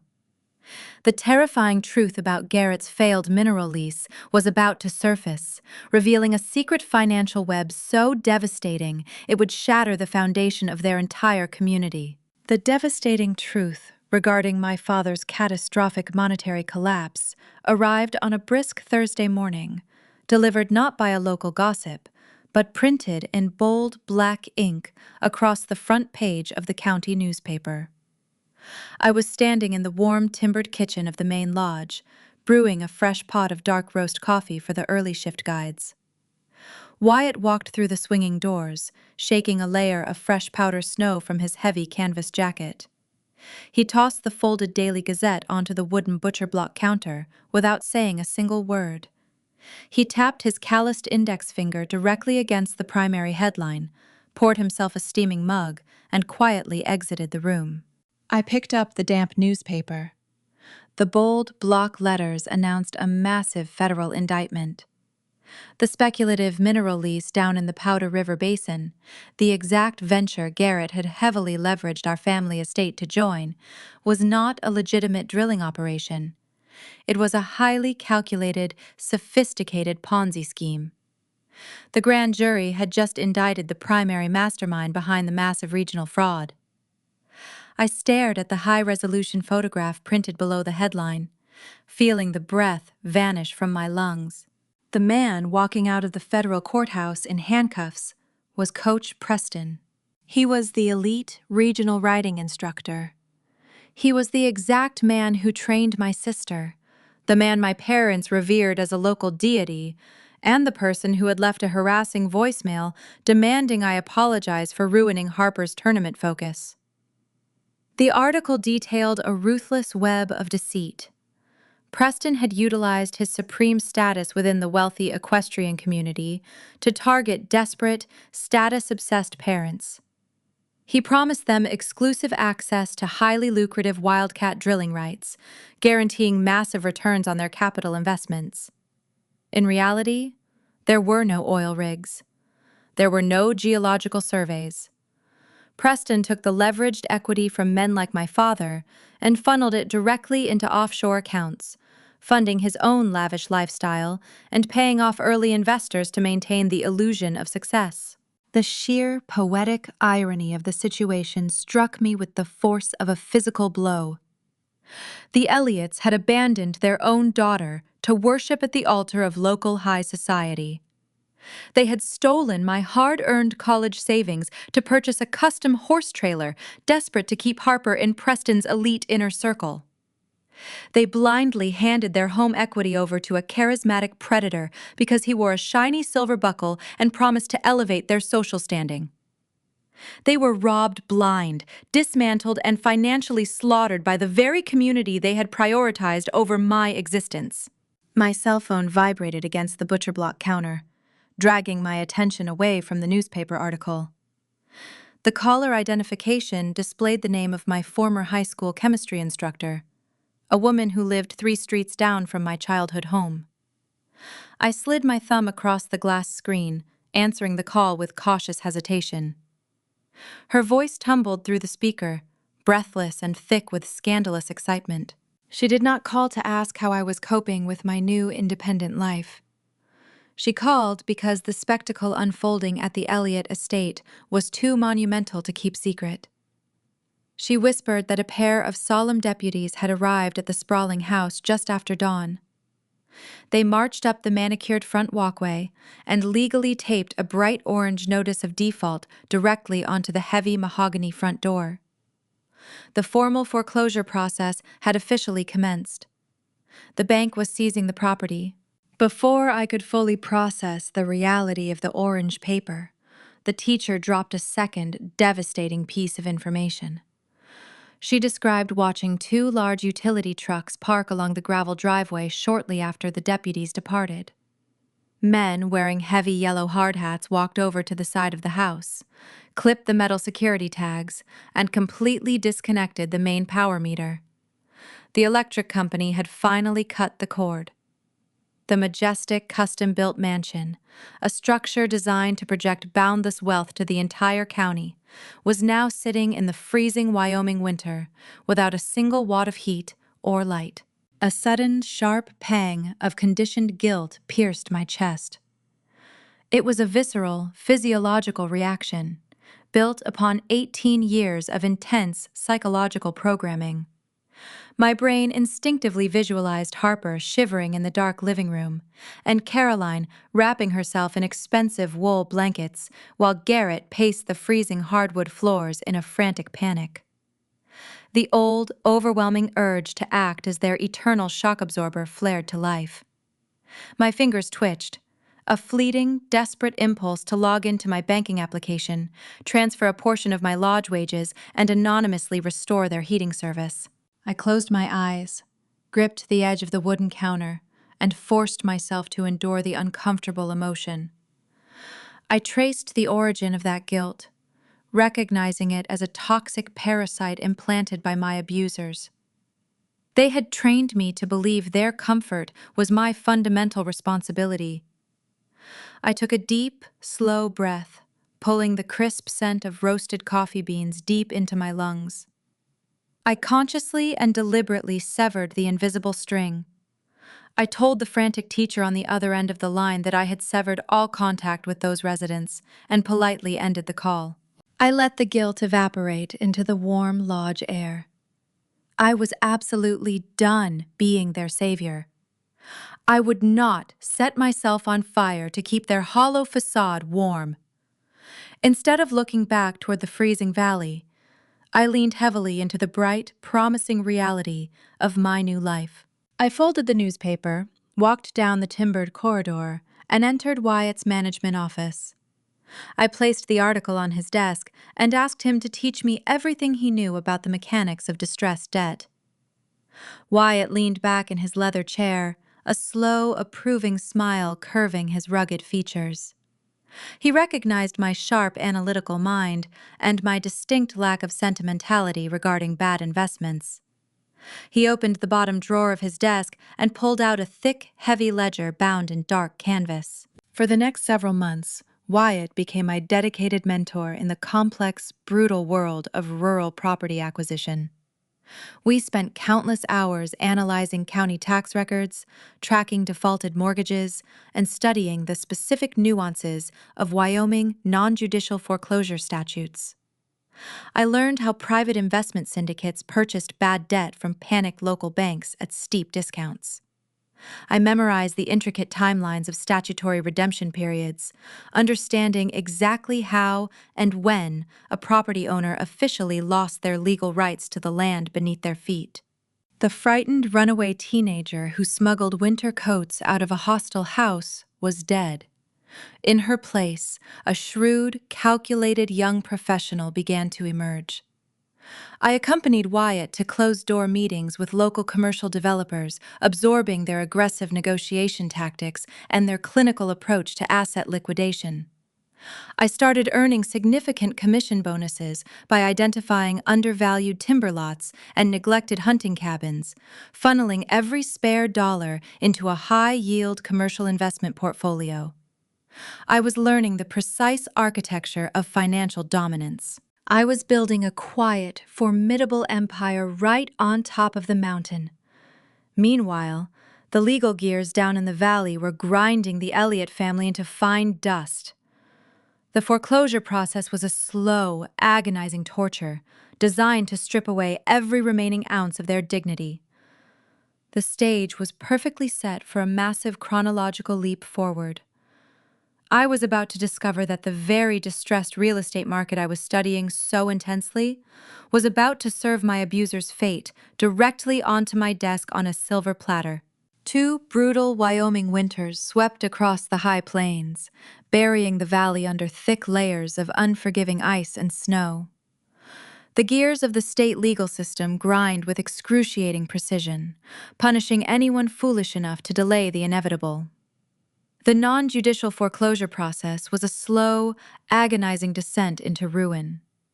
For 24 months, Garrett and Caroline deployed every desperate stalling tactic available to modern debtors.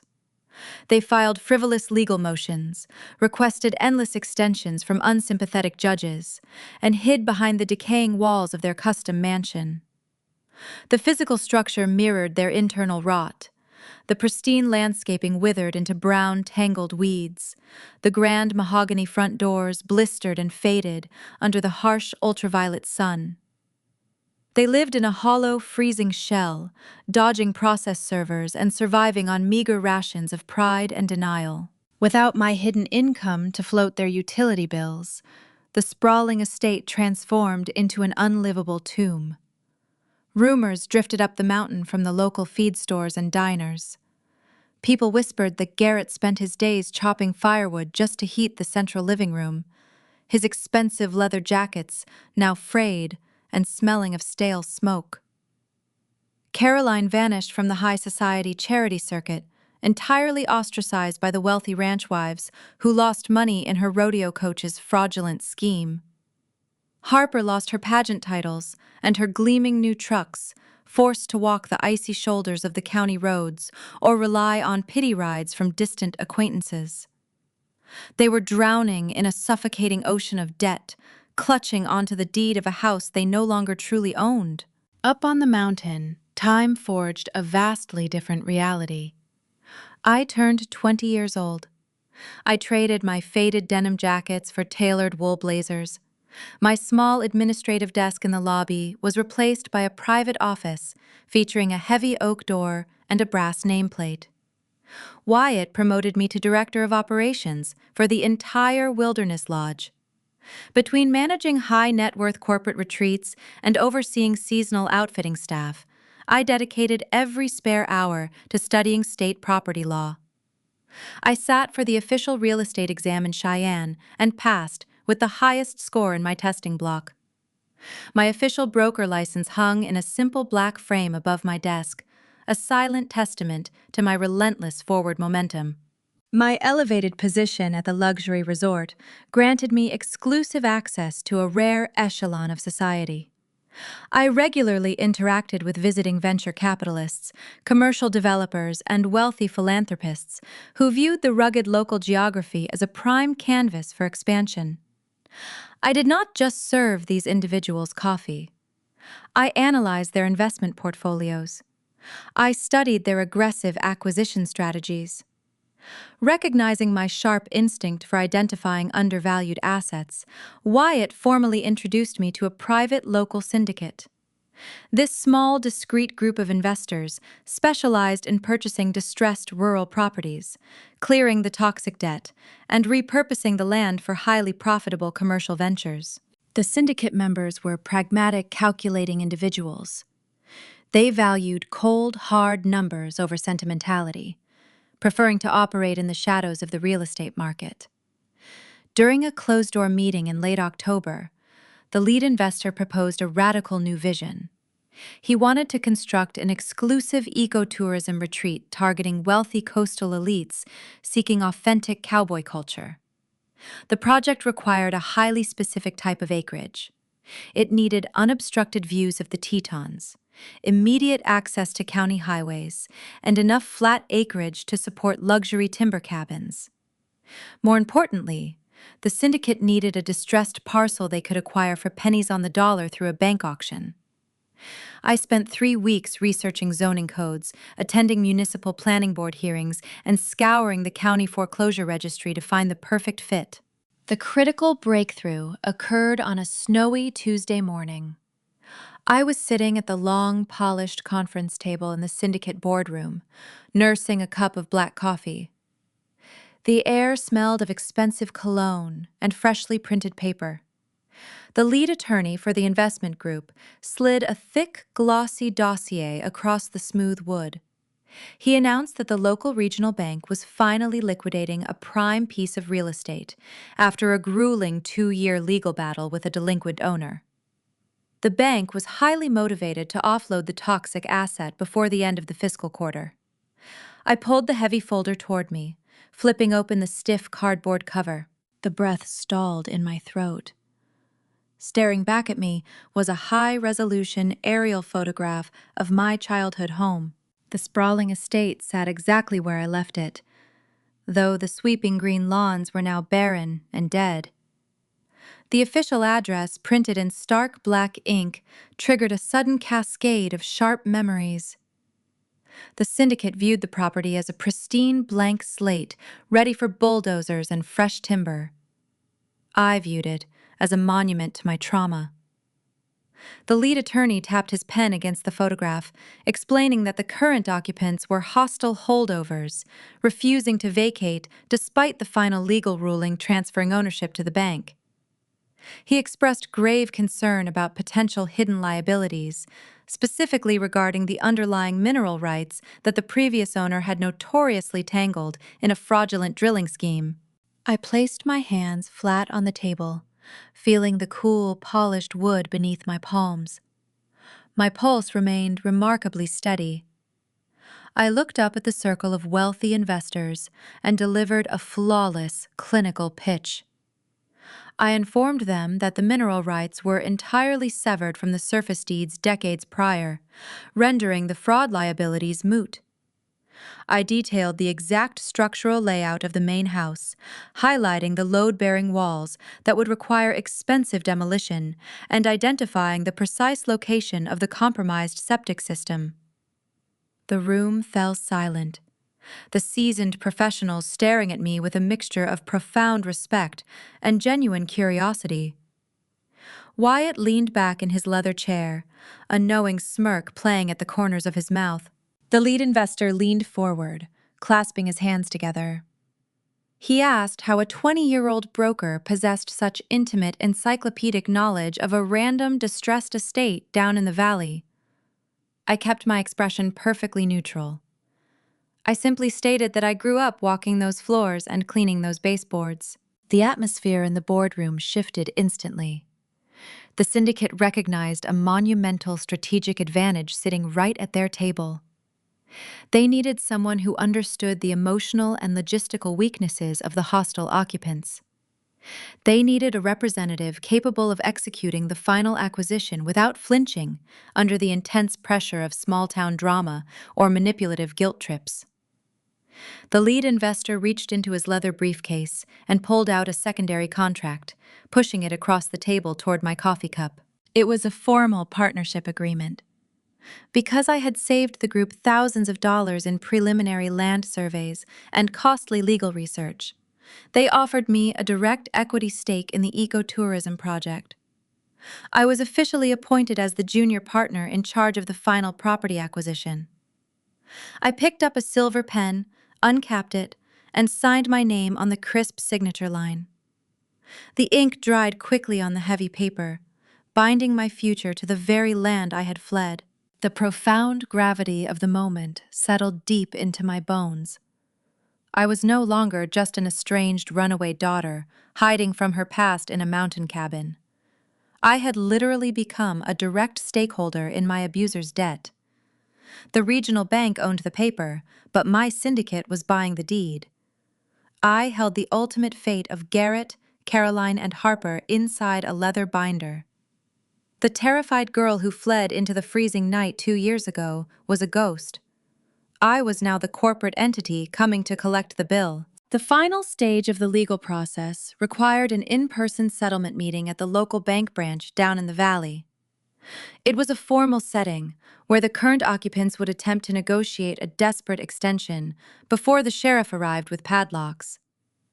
Garrett and Caroline expected to face a room full of faceless corporate suits who might be swayed by a tragic sob story. They had no idea I was the one holding the gavel, and the countdown to our collision had officially begun. The morning sun cut through the tall pine trees outside my office window, casting long, diagonal beams across the polished oak desk. A heavy manila dossier lay open before me, its crisp, white pages stamped with red legal seals. The top document bore a single title printed in bold lettering: Real Estate Purchase and Sale Agreement, High Country Investment Group. I picked up a heavy metal pen resting beside a cold cup of black coffee. 2 years ago, holding a pen in front of my parents meant my fingers would shake so violently the ink would bleed across the paper.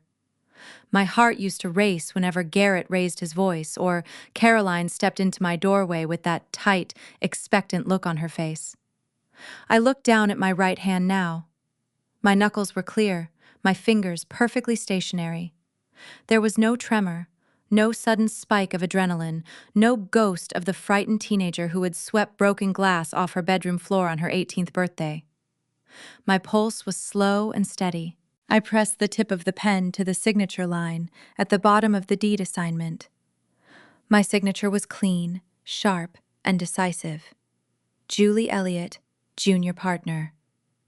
With that single fluid motion, I officially bound my investment syndicate to the debt of the house where I had been raised as an invisible servant. The financial mechanics of the buyout were clinical and absolute. Garrett had spent 24 months dragging the local bank through a swamp of procedural delays, hiding behind frivolous appeals while the property fell into structural decay. The bank had finally reached its limit. Rather than enduring another 6 months of public auction delays, the board agreed to liquidate the defaulted mortgage note directly to our syndicate for 38 cents on the dollar. We were purchasing the underlying debt, the senior liens, and the full legal rights of foreclosure in a single cash transaction. The home my father had used to project a fake kingdom to the county was now a line item on my balance sheet. I closed the heavy folder, the cardboard snap echoing through the quiet room, and slid the documents into a dark leather briefcase. Wyatt leaned against the timber doorframe of my office, a warm mug of coffee resting in his calloused hand. He wore his usual ironed flannel and denim, his gray eyes watching me with quiet, unbothered pride. "Everything lined up down at the branch?" Wyatt asked, his deep voice breaking the silence. "Paperwork is executed," I said, clicking the brass latches of my briefcase shut. "The bank manager is holding the conference room for 9 in the morning." Wyatt nodded slowly, taking a sip of his coffee. "The sheriff deputy from the county office will be parked outside the main doors at 9:15, he added softly, "just in case the holdovers refuse to sign the voluntary surrender of premises." "You do not have to do this meeting alone, Julie. Harrison can hand them the papers." I stood up, smoothing the front of my tailored navy blazer. "I do not need a proxy, Wyatt. I spent 18 years taking orders in that house. I am going to be the one who delivers the final notice." He offered a subtle nod, recognizing the cold resolve in my posture. "Go finish it," he said. I walked out to my truck, the crisp mountain air filling my lungs. The valley below was covered in a thin sheet of morning frost, the distant high plains stretching toward the horizon under a pale, cloudless sky. I placed the leather briefcase on the passenger seat and started the engine. The familiar rumble of the motor felt grounding. I drove down the winding mountain pass, watching the elevation drop, watching the luxury timber lodges give way to the sprawling pastures and rusted wire fences of the valley floor. 2 years ago, driving down this road meant fleeing for my life in the middle of the night with a battery pack in my lap and tears freezing on my cheeks. Today, I was driving down the mountain as a corporate officer, executing a commercial acquisition. The First Regional Bank of Wyoming sat on the main street of our small town, a solid brick building with tall, tinted windows designed to convey stability to the local farming community. I parked in the reserved visitor bay, grabbed my briefcase, and walked through the double glass doors. Mr. Harrison, the senior attorney from Cheyenne whom Wyatt had retained for our syndicate, was already waiting in the carpeted lobby. He was a sharp man, in his late 50s, with slicked gray hair and an expensive gray wool suit. He carried a second leather portfolio under his arm. "They are upstairs in Conference Room B," Harrison said quietly, checking his silver wristwatch. "The bank manager put them in the back, so the main lobby customers would not have to watch the proceedings. The father has been pacing the floor for 20 minutes, trying to talk to the teller about a loan modification." "Did the bank manager give them any hints about who bought the note?" I asked. "Not a word," Harrison replied, a slight smirk touching his lips. "They think they are meeting an out-of-state asset manager from a commercial debt group in Denver. They brought a yellow legal pad. I believe they are planning to ask for another 90-day hardship extension." "Let us not keep them waiting," I said. Upstairs on the second floor, inside Conference Room B, the air was thick with the suffocating smell of stale gas station coffee and old sweat. The room was sterile and small, dominated by a long mahogany table and 6 cheap faux leather chairs. Tinted floor-to-ceiling glass windows looked out over the parking lot below, but the blinds were drawn tight, blocking the morning sun. Garrett Elliott sat at the head of the table, though he looked nothing like the confident mineral investor who used to bark orders at his contractors. His posture was slumped, his shoulders bowed under a faded canvas jacket that was missing a button at the cuff. His hair was thin and unwashed, comb-over strands failing to hide his pale scalp. He was staring down at a yellow legal pad, covered in his shaky, uneven handwriting, rehearsing a desperate speech about local community roots, 40 years of Wyoming residence, and the harsh winter weather that made an immediate move impossible. His scuffed work boots were caked with dried mud from the unheated barn where he now chopped firewood to keep their living room above freezing. Across from him sat Caroline. Her high society posture had vanished entirely. She wore a heavy knit sweater that had started to pill at the sleeves, her hands wringing a shredded paper napkin into tiny white rolls on the table. Her salon-dyed hair had grown out, revealing 2 inches of sharp gray roots at the temples. She kept her eyes fixed on the door, her lower lip trembling with a mixture of cold terror and pathetic self-pity. Harper sat in the corner chair, furthest from her parents. She was 19 now, stripped of her custom rodeo outfits, her rhinestone buckles, and her sparkling pageant banners. She wore an oversized faded hoodie and plain denim jeans. Her face was dark and sullen, her arms crossed tight over her chest. She stared blankly at her cracked phone screen, which had been disconnected from cellular service 3 weeks prior, using it only as a mirror to check her unwashed hair. The golden child had been reduced to a bitter, silent roommate, trapped in a freezing house with 2 broken adults. "We just need 90 days," Garrett muttered, his voice raspy and thin as he reread his notes. "If we can get 90 days, the spring cattle auctions start up. I can negotiate a finder fee on the old Miller parcel. We just need the bank to give us until April." "They are not going to give us April, Garrett," Caroline hissed, her voice sharp with toxic exhaustion. "Look at this room. They brought us upstairs so nobody would see us. They are selling the house out from under us today." "Shut up, Caroline," Garrett growled, though his command lacked any real authority. It was a hollow bark from a beaten dog. "I am talking to the buyer. I know how these corporate debt guys think. They do not want to go through the hassle of an eviction during a Wyoming winter. It costs them money to hire the sheriff. We offer them a small monthly occupancy fee, we hold the property, and we buy ourselves time." Harper let out a loud, mocking sneer from her corner. "Time for what, Dad?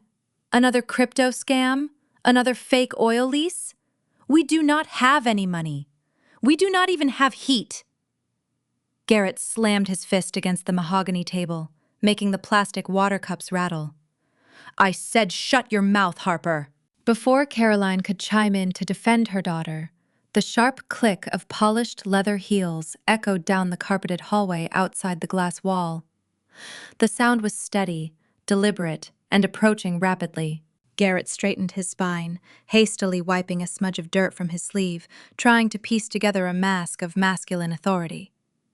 Caroline smoothed her frayed sweater, sitting up straight, preparing her rehearsed look of tragic maternal hardship. Harper did not move, keeping her eyes locked on the floor. The heavy brass door handle on Conference Room B rotated down with a smooth, mechanical click. The oak door swung inward. Mr. Harrison stepped into the room first, his gray wool suit immaculate, holding a thin leather folder. He did not introduce himself. He simply stepped to the side, holding the heavy door open with one hand. I walked through the doorway and stepped into the center of the room. I held my leather briefcase in my right hand, my navy blazer buttoned trim at the waist, my posture straight and unyielding. The fluorescent lights overhead caught the quiet shine of my polished leather boots. I stood at the foot of the mahogany table, looking down at the 3 people who had spent 18 years treating me as an inconvenient footnote in their lives. The silence that fell over Conference Room B was instant, total, and suffocating. Garrett froze, his hand still resting on his yellow legal pad. His mouth opened slightly, but no sound came out. The pale color drained completely from his face, leaving his skin looking like wet chalk under the cold lights. His bloodshot eyes widened in sheer, unadulterated disbelief, darting from my face to the leather briefcase in my hand and back to my eyes. Caroline gasped, a sharp, choked sound catching in her throat. Her hands stopped wringing the shredded napkin, her fingers locking stiff in her lap. She stared at me as if a phantom had materialized to the glass wall. Harper slowly raised her head from her corner. Her sullen expression melted away, replaced by a look of sheer, stunned bewilderment. I did not offer a polite smile. I did not raise my voice. I set my leather briefcase flat on the mahogany table, the brass latches clicking loudly in the dead quiet of the room. I looked directly into my father's hollow eyes, letting the full weight of the moment settle over them. The climax had finally arrived. The shock painted across the faces of my former family was profound and deeply satisfying. It did not arrive all at once. It washed over them in slow, agonizing waves of dawning comprehension. I stood at the foot of the long mahogany conference table, my posture straight, my hands resting lightly on the leather handle of my briefcase. I did not offer a vindictive smirk. I did not cross my arms or display any outward sign of triumph. I merely observed them with the clinical detachment of a bank auditor reviewing a ledger full of red ink. Garrett blinked rapidly, his bloodshot eyes darting between my tailored navy blazer and the senior attorney standing quietly by the door. His brain, clouded by 2 years of desperate financial maneuvering and crushing stress, fought to reject the visual evidence standing right in front of him. He gripped the edge of the table, his knuckles turning white, and attempted to summon the ghosts of his old patriarchal authority. "Julie," he stammered, his voice cracking on the second syllable. "What on earth are you doing here? Did they hire you to fetch coffee? You need to leave this room immediately. We are conducting sensitive business with the asset manager." He tried to lace his tone with his signature stern command, but it sounded hollow and frail. It was the desperate plea of a man grasping at slipping sand. I did not answer him. I let the silence stretch, allowing the quiet hum of the overhead fluorescent lights to fill the void. I simply turned my head and offered a brief nod to Harrison. The senior attorney stepped forward, smoothing the lapels of his gray wool suit. He maintained a crisp, professional demeanor, his voice carrying the effortless weight of the law.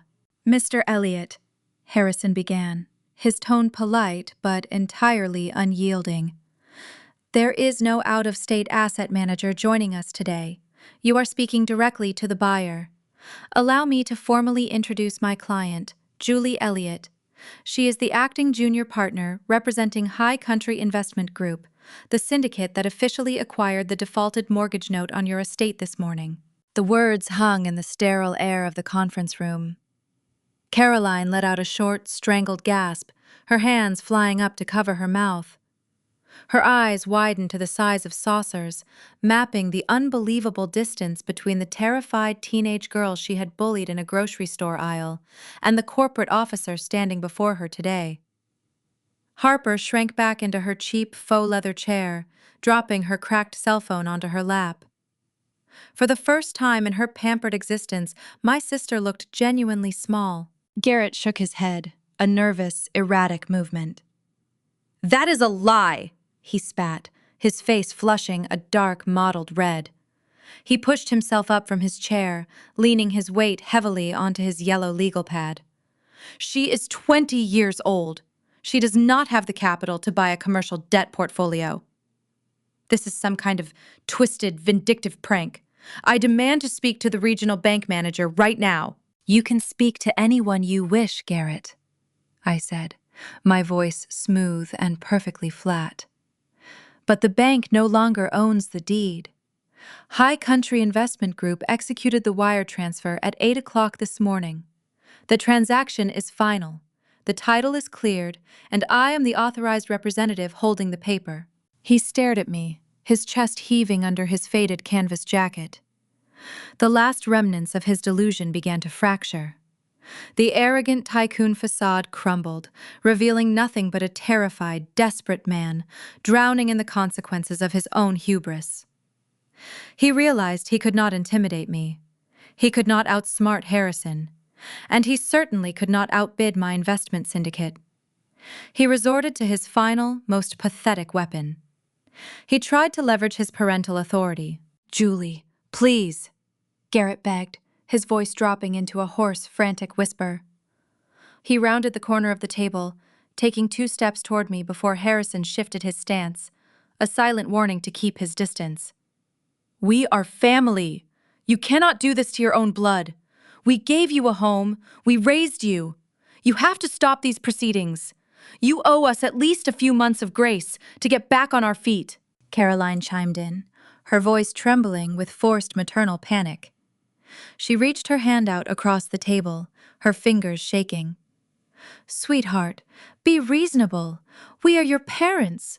You know how hard your father has been working to fix this mess. You cannot throw us out into the cold. We just need 90 days. I looked at her outstretched hand, then back up to her pleading eyes. I felt no anger. I felt no sorrow. I felt only the supreme clarity of a ledger balancing to zero. "This is not a family reunion, Caroline," I replied, enunciating every word with chilling professionalism. "This is a final debt settlement meeting. Your personal histories, your financial hardships, and your biological relationship to me hold zero legal bearing in this room. You defaulted on a high-risk loan, you exhausted your statutory redemption period, and the property has been legally liquidated." I unclasped the brass latches on my leather briefcase. The sharp metallic clicks echoed like a closing vault door. I reached inside and pulled out a single crisp sheet of white paper bearing the official seal of the county court. I placed my fingertips on the top edge of the document and slid it slowly across the polished mahogany wood. It stopped exactly 1 inch from Garrett's yellow legal pad. "That is a standard 30-day notice to vacate," I stated, my tone devoid of any empathy. "You do not have 90 days. You do not have an occupancy lease. You have exactly 1 month to remove your personal belongings from the premises. If the property is not fully vacated by the deadline, the county sheriff will physically remove you, and whatever items remain inside will be treated as abandoned waste." Garrett stared down at the eviction notice as if it were a venomous snake. His hands shook intensely as he read the bold print. Caroline let out a quiet whimpering sob, finally realizing her tears held no currency here. Then, I executed the final symbolic maneuver. I reached deep into the pocket of my tailored blazer. My fingers closed around a heavy brass ring holding 2 brand-new silver keys. It was the exact physical mirror of the freezing winter night I left my old house keys on their granite kitchen island. I pulled the hardware out and slid the metal ring across the table, directing it straight to Harrison. The keys chimed brightly against the wood. "Mr. Harrison," I said, never breaking eye contact with my father, "please ensure the local locksmith rekeys all exterior doors on the estate at dawn on the 31st day." Harrison picked up the keys, slipping them smoothly into his suit pocket. "Understood, Ms. Elliott." Garrett looked up from the eviction notice, his eyes hollow and defeated. "What are you going to do with the house?" he whispered, the fight entirely drained from his weary bones. "Who are you going to sell our home to?" "I am not selling it," I replied, closing my briefcase and lifting it by the sturdy leather handle. "The current structure holds zero architectural or commercial value to our syndicate. The foundation is cracked and the layout is inefficient. We are bringing in heavy machinery on the 1st of next month. The house will be leveled to the dirt. We are clearing the entire lot to build a network of commercial ecotourism cabins." The sheer finality of my words struck them like a physical blow. I was not just taking their property, I was erasing their legacy. The grand custom mansion they had utilized to project their fake wealth, the walls that had echoed with Harper's tantrums and Caroline's endless social planning, would be crushed into rubble and hauled away in dump trucks. Their entire reigning era in that valley was ending, reduced to a profitable land flip by the daughter they threw away. There was no room for debate. There was no negotiation left on the table. The Elliots had brought tears, excuses, and a yellow legal pad to fight a battle that was already lost. I had brought the unrelenting reality of the law. I turned my back on the sterile conference room, walked out the heavy oak door, and left them sitting in the suffocating silence of their own ruin. I had barely taken 2 steps toward the exit before the suffocating silence inside the conference room violently fractured. The realization of their impending homelessness detonated like an unstable explosive. My hand paused on the cool brass doorknob.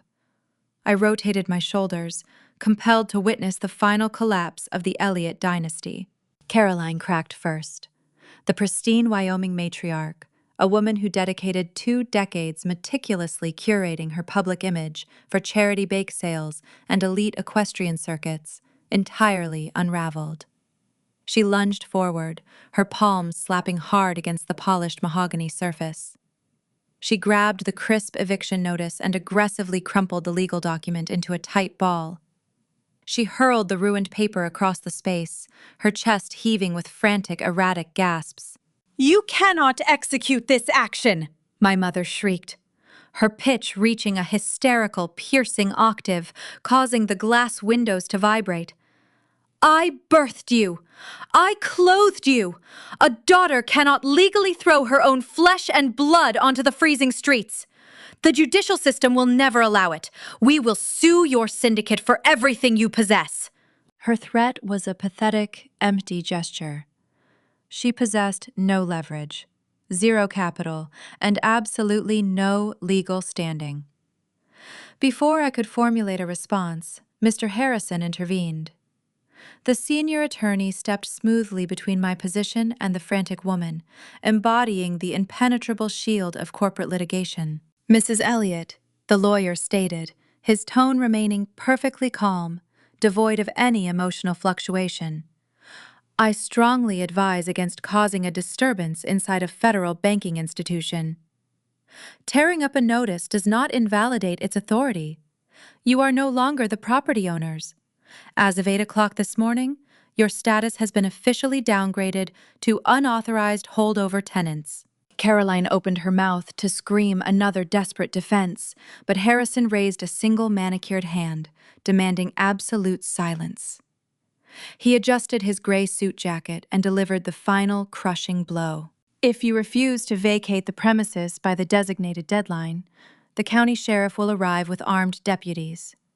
They will physically escort your family off the land. Any personal belongings left inside the structure will be hauled to the municipal landfill at your personal expense. There is no sympathetic judge waiting to hear your tragic story. The gavel has already fallen." The brutal reality of the attorney's explanation sucked the remaining oxygen from the small chamber. Caroline collapsed backward into her faux leather chair, covering her face with trembling hands.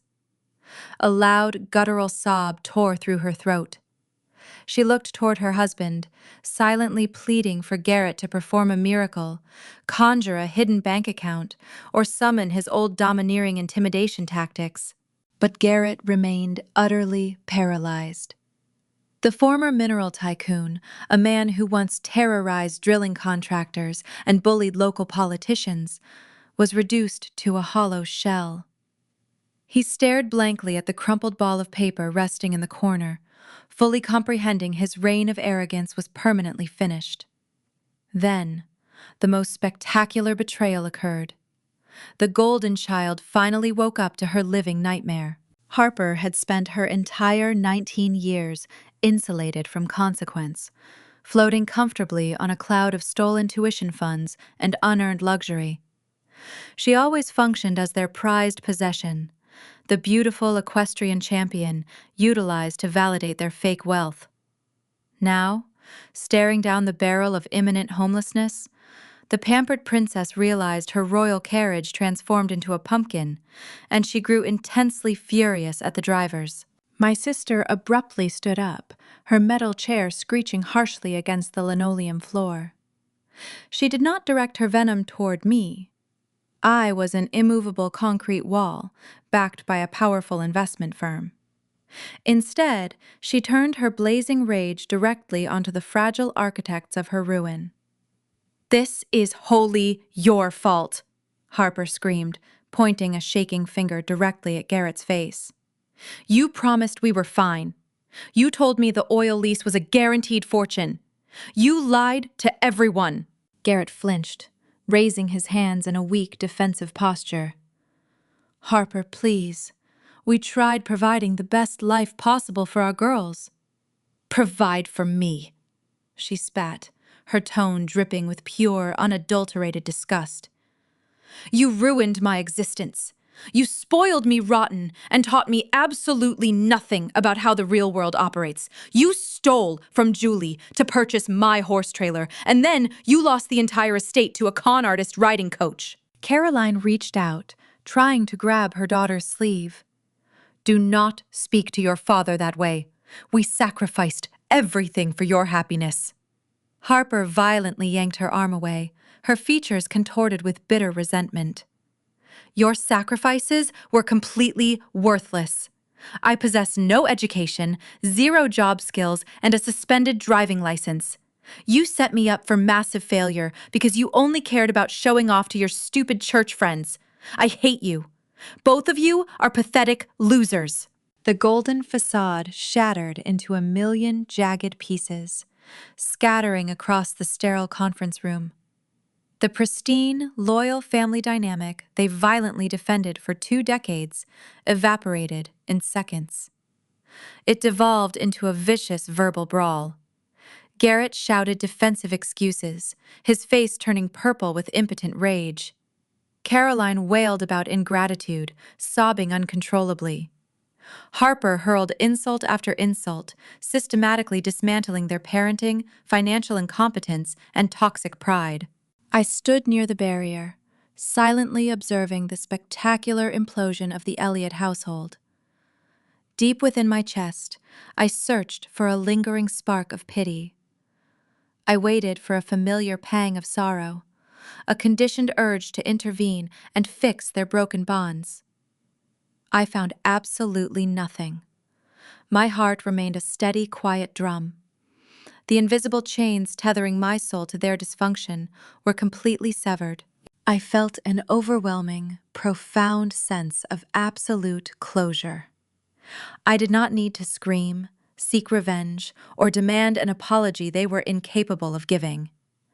The universe, guided by my strategic patience, balanced the scales with terrifying precision. I adjusted my grip on my leather briefcase. I offered no parting words.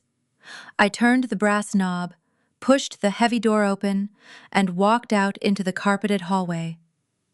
Behind me, the muffled sounds of a family tearing each other apart faded into background noise, blending seamlessly with the gentle hum of the bank ventilation system. I descended the carpeted stairs, my steps light and purposeful. I pushed through the double glass doors of the main entrance, stepping out into the brisk Wyoming morning. The icy, crisp air hit my face, smelling of pine needles and damp earth.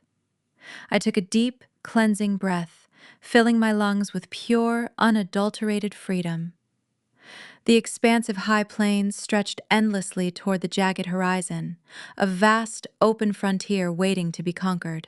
I walked across the frozen asphalt of the visitor parking lot. A sleek black luxury sedan sat parked near the entrance, likely belonging to the branch manager. Next to it sat a battered 10-year-old economy car, a cheap rental Garrett apparently secured after his leased vehicles were inevitably repossessed. The contrast was stark and pathetic. Then, my gaze landed on my own mode of transportation. My rusted pickup truck rested in the far corner of the lot. The blue paint was peeling along the quarter panels. The heater required constant coaxing, and the front bumper sported a noticeable dent from a careless deer encounter 2 winters ago. It was not a glamorous machine. It lacked the heated leather seats, polished chrome trim, and arrogant prestige of the massive automobiles my parents used to flaunt around town. I walked over to the driver's side door, running my gloved hand along the cold, rough metal. A quiet, genuine smile spread across my face. That battered machine represented the ultimate victory. It was not leased through a predatory lender. It was not financed using stolen college funds. It was not tied to a fraudulent mineral extraction company or leveraged against a crumbling custom mansion. I pulled the single brass ignition key from my pocket. It was the only vehicle sitting in that entire parking lot that was actually, legally, and wholly paid off. True wealth was not an illusion projected to impress strangers.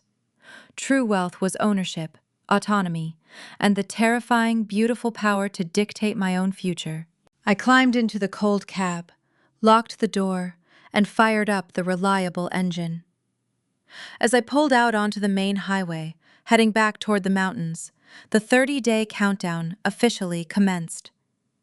The Elliots were tumbling into an abyss of their own creation, but their final descent into poverty would introduce a new, unexpected challenge for me.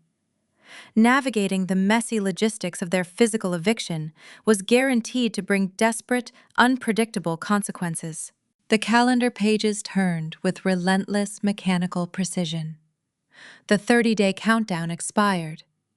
On the 31st morning, a thick layer of frost coated the valley floor, turning the dead grass into fragile glass. Mr. Harrison delivered the final compliance report to my desk. The county sheriff arrived at the estate precisely at 8 o'clock. There was no dramatic standoff. The Elliots had spent their final week frantically stuffing designer clothing and whatever furniture they could salvage into rented moving trucks, financing the fuel with predatory high-interest payday loans. They relocated to the very edge of the county limits. Their new residence was a cramped, ground-floor unit in a decaying apartment complex situated directly next to a noisy freight train crossing. The peeling beige paint and sagging roofline mirrored their ruined finances perfectly. The sprawling custom mansion was traded for a space smaller than their former master bathroom. The social isolation was immediate and unforgiving. Wyoming society operates on a strict currency of reputation and reliability. Once the local newspaper published the intricate details of Coach Preston's fraudulent drilling scheme, identifying my father as a primary victim who foolishly leveraged his entire estate, the remaining illusion of Garrett's tycoon status disintegrated into dust. The prestigious mineral extraction firms severed all ties, refusing to return his frantic phone calls. Facing insurmountable restitution debts from Harper's vehicle crash and the looming threat of personal bankruptcy, Garrett was forced to accept the only employment available to a disgraced 50-year-old man possessing a ruined credit score. He took an entry-level position on a commercial oil rig out in the barren plains. The former executive now spent 14-hour shifts working as a common roughneck. He endured the biting sub-zero wind, covered in freezing mud and crude oil, suffering the harsh bark of supervisors half his age. The grueling physical toll aged him a decade in a matter of weeks. His hands, once soft from typing speculative emails in a warm office, grew calloused and permanently stained with grease. Caroline suffered a fate far worse than physical labor. She endured total social exile. The wealthy ranch wives who used to sip imported wine in her pristine kitchen now crossed the street to avoid her. When she attempted to attend Sunday service at the prominent community church, hoping to garner a shred of pity, the usher quietly intercepted her at the heavy wooden doors. He cited complaints from congregants who had lost money in the Ponzi scheme she had enthusiastically promoted, gently suggesting she seek spiritual guidance elsewhere. Stripped of her charity bake sales and rodeo sponsorships, Caroline became a ghost in her own hometown.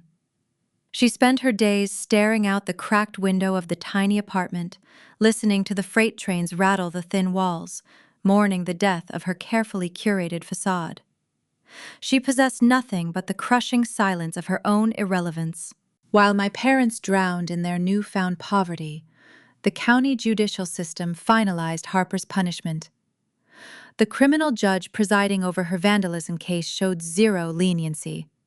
Citing her suspended license and the extensive property damage she caused across multiple jurisdictions, the magistrate mandated 300 hours of grueling community service to satisfy her restitution debt. The court assigned her placement through a local rural beautification and maintenance program. By a stroke of perfect bureaucratic alignment, the municipal program held a standing seasonal contract with the High Country Wilderness Lodge. A crisp Tuesday afternoon brought the ultimate poetic justice full circle. I was walking through the grand lobby, reviewing a catering manifest for an upcoming corporate retreat. The stone fireplace crackled warmly, casting a golden amber glow across the slate tiles. Near the main entrance, a maintenance crew was busy clearing away the slush and rock salt tracked in by arriving guests. I paused near the heavy oak doors, adjusting the collar of my tailored wool blazer. Kneeling on the cold, hard floor, wearing a faded orange safety vest over her cheap denim jeans, was my sister. Harper held a coarse, bristled brush, scrubbing the muddy footprints off the very tiles where she had hurled the imported glass vase months prior. Her hands, once manicured and adorned with expensive silver rings, were raw and blistered from the harsh industrial cleaning solvents. She paused her scrubbing, wiping a streak of dirty soapy water from her forehead with the back of her wrist, and looked up. Our eyes met. The silence between us was profound, carrying the heavy weight of inverted destinies. I did not offer a vindictive smile. I did not stop to issue an order or flaunt my brass nameplate. I simply looked at her, acknowledging the stark, undeniable reality of our positions. The reigning rodeo princess was scrubbing the mud off the floor of the resort, where the sister she tormented operated as a respected executive. Harper swallowed hard, her jaw tightening. Her gaze dropped back to the soapy bucket. She lowered her head and resumed scrubbing the slate, the rhythmic scrape of the bristles echoing in the quiet lobby. I adjusted the paperwork in my hands and continued walking down the timbered corridor, leaving her kneeling in the dirt. The final chapter of my past concluded 2 weeks later. I drove my rusted pickup truck down the mountain, turning onto the familiar gravel driveway of the old estate. The Wyoming sky stretched above in a brilliant, unbroken canopy of piercing blue. Wyatt drove his own vehicle, parking beside me near the edge of the dying front lawn. We stood shoulder to shoulder in the freezing morning air, our breath forming faint white clouds. We were not there to admire the architecture. We were there to supervise the demolition phase of the new ecotourism project. A towering yellow excavator idled near the grand mahogany front doors, its heavy diesel engine rumbling like a caged beast. The site foreman approached us, holding a silver clipboard. He requested the official authorization to proceed. I reached into my pocket, producing the signed municipal permit, and handed it over. The foreman nodded and signaled the operator. The hydraulic arm raised the heavy steel bucket high into the air, pivoting toward the structure. The first strike hit the sprawling living room wall. Timber splintered with a deafening crack. Drywall exploded into a thick cloud of gray dust. The sound of tearing metal and crashing beams echoed across the vast, high plains. I watched the heavy machinery systematically tear down the physical boundaries of my childhood trauma. The dining room where Caroline hosted her fake high society dinners collapsed under the crushing weight of the steel tracks. The hallway, where I smuggled my winter clothes into a canvas bag, was ripped open, exposed to the harsh winter sun. Every swinging blow of the excavator erased another toxic memory, reducing the towering monument of abuse into a pile of manageable rubble. The debris would be hauled away, leaving the soil clean and ready for a profitable new foundation. Wyatt stood beside me, his hands resting in the pockets of his denim jacket. He did not speak, understanding the profound weight of the moment. He treated me not as a rescued runaway, but as an equal partner standing on the precipice of a vast commercial enterprise. I took a deep, cleansing breath, pulling the crisp scent of pine and stirred earth deep into my lungs. I looked past the dust settling over the ruined foundation, fixing my gaze on the jagged, snow-capped peaks of the Grand Tetons dominating the western horizon. The air felt incredibly light.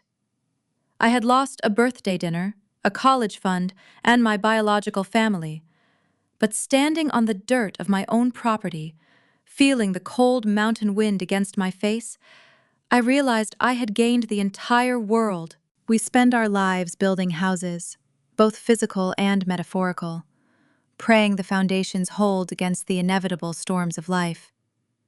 When I watch the dust settle over the crushed mahogany doors and shattered drywall of the Elliott estate in that freezing Wyoming valley, I do not just see the destruction of a multi-million-dollar custom mansion. I see the inevitable, tragic collapse of a family that built its entire existence on the fragile, shifting sands of performative affection and systemic deceit. The story of Julie Elliott is far more than a gripping tale of dramatic financial revenge or a brilliant real estate acquisition. It is a profound, deeply unsettling mirror held up to the core of American family values. It forces us to ask uncomfortable questions about what it truly means to raise a child, to shoulder genuine family responsibility, and to guide the next generation toward a future that does not inevitably consume them. In our culture, we idolize the picturesque nuclear family. But this narrative peels back the expensive wallpaper to reveal the rot underneath, demanding we reevaluate the currency of our own domestic lives. In traditional American culture, we romanticize the concept of the family home, envisioning a sanctuary of unconditional love, moral instruction, and unwavering fairness. But Garrett and Caroline Elliott fractured this sacred contract by confusing indulgence with love and social status with character. Look at Harper, the so-called golden child.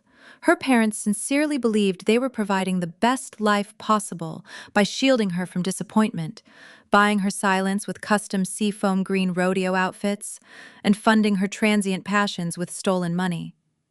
Yet, by entirely insulating her from the vital concept of consequence, they robbed her of resilience. True parenting is not the art of constantly keeping the peace. It is the discipline of allowing a child to weather the storm so they can learn how to build their own shelter. When we deny children emotional awareness and accountability, we do not create champions. We create fragile tyrants who shatter at the first sign of genuine hardship, much like an imported glass vase hurled across a luxury mountain lobby. Harper's ultimate downfall, scrubbing floors while drowning in restitution debt, was not authored by her sister, but by the very parents who refused to teach her how to walk through the world with integrity. Then there is Julie, the invisible shock absorber of the household. Her grueling journey exposes the dark underbelly of a family structure entirely devoid of fundamental honesty and fairness. Julie embodied the quintessential American ideal. She worked tirelessly, saved her remote bookkeeping wages with discipline, and quietly planned for a modest, self-sustained future. When her parents pilfered her $12,000 college fund to buy a horse trailer, they did not just steal fiat currency. They bankrupted her fundamental trust in the institution of family. A home without fairness is simply a hierarchy of exploitation disguised by shared DNA. Children are incredibly perceptive to emotional deficits. When a young woman realizes she is valued solely for her utility, whether to absorb a mother's fabricated tantrums, clean the baseboards, or covertly pay the utility bills out of her own pocket, she stops viewing her parents as trusted guardians. She begins viewing them as adversaries. Emotional awareness in parenting means recognizing that a child's heart is not a bottomless well you can draw from without ever pouring anything back.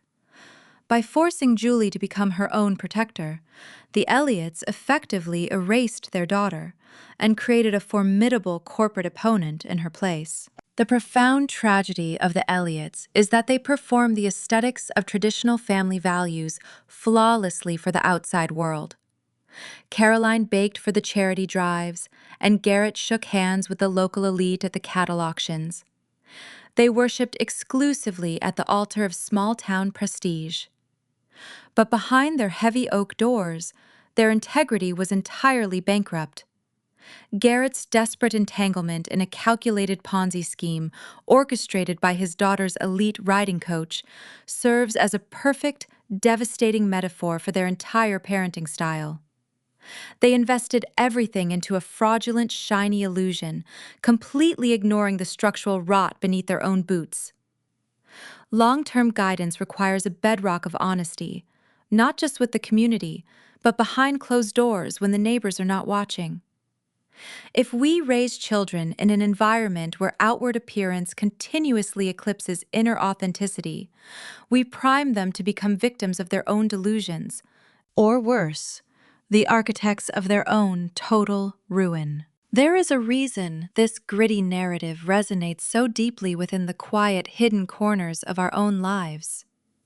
We all know a family that smiles perfectly for the holiday card, while quietly tearing each other apart in the kitchen. If you find yourself captivated by these complex reflections on human nature and the hidden dynamics of the American family, I invite you to subscribe and follow Amanda Told Stories.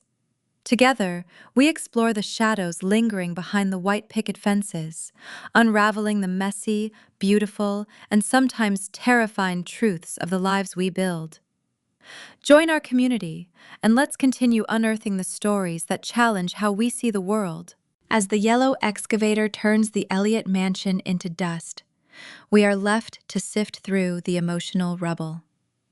Society relentlessly conditions us to believe that family is an absolute sanctuary, a permanent safe harbor simply because of shared blood. We are taught from childhood that forgiveness is mandatory, that respect must be given to our elders regardless of their actions, and that a biological tie is an unbreakable chain. But the dust settling over that freezing Wyoming valley whispers a much harder, more dangerous truth that challenges everything we know about domestic loyalty. Perhaps unconditional love is not a birthright. Perhaps it is a daily, earned currency. We are often told that blood is thicker than water, a phrase used to guilt us into enduring endless abuse from our relatives. But that is a profound bastardization of the original proverb. The blood of the covenant is thicker than the water of the womb. The bonds we choose, forged in fairness, respect, and mutual protection, will always outlast the genetic accidents of our birth. True family is not the house you are born into. It is the fortress you build with the people who would never ask you to set yourself on fire just to keep them warm. As you look around your own living room tonight, you must ask yourself, is the foundation beneath your feet poured with honesty and mutual respect? Or is it just waiting for the right storm to tear it all down?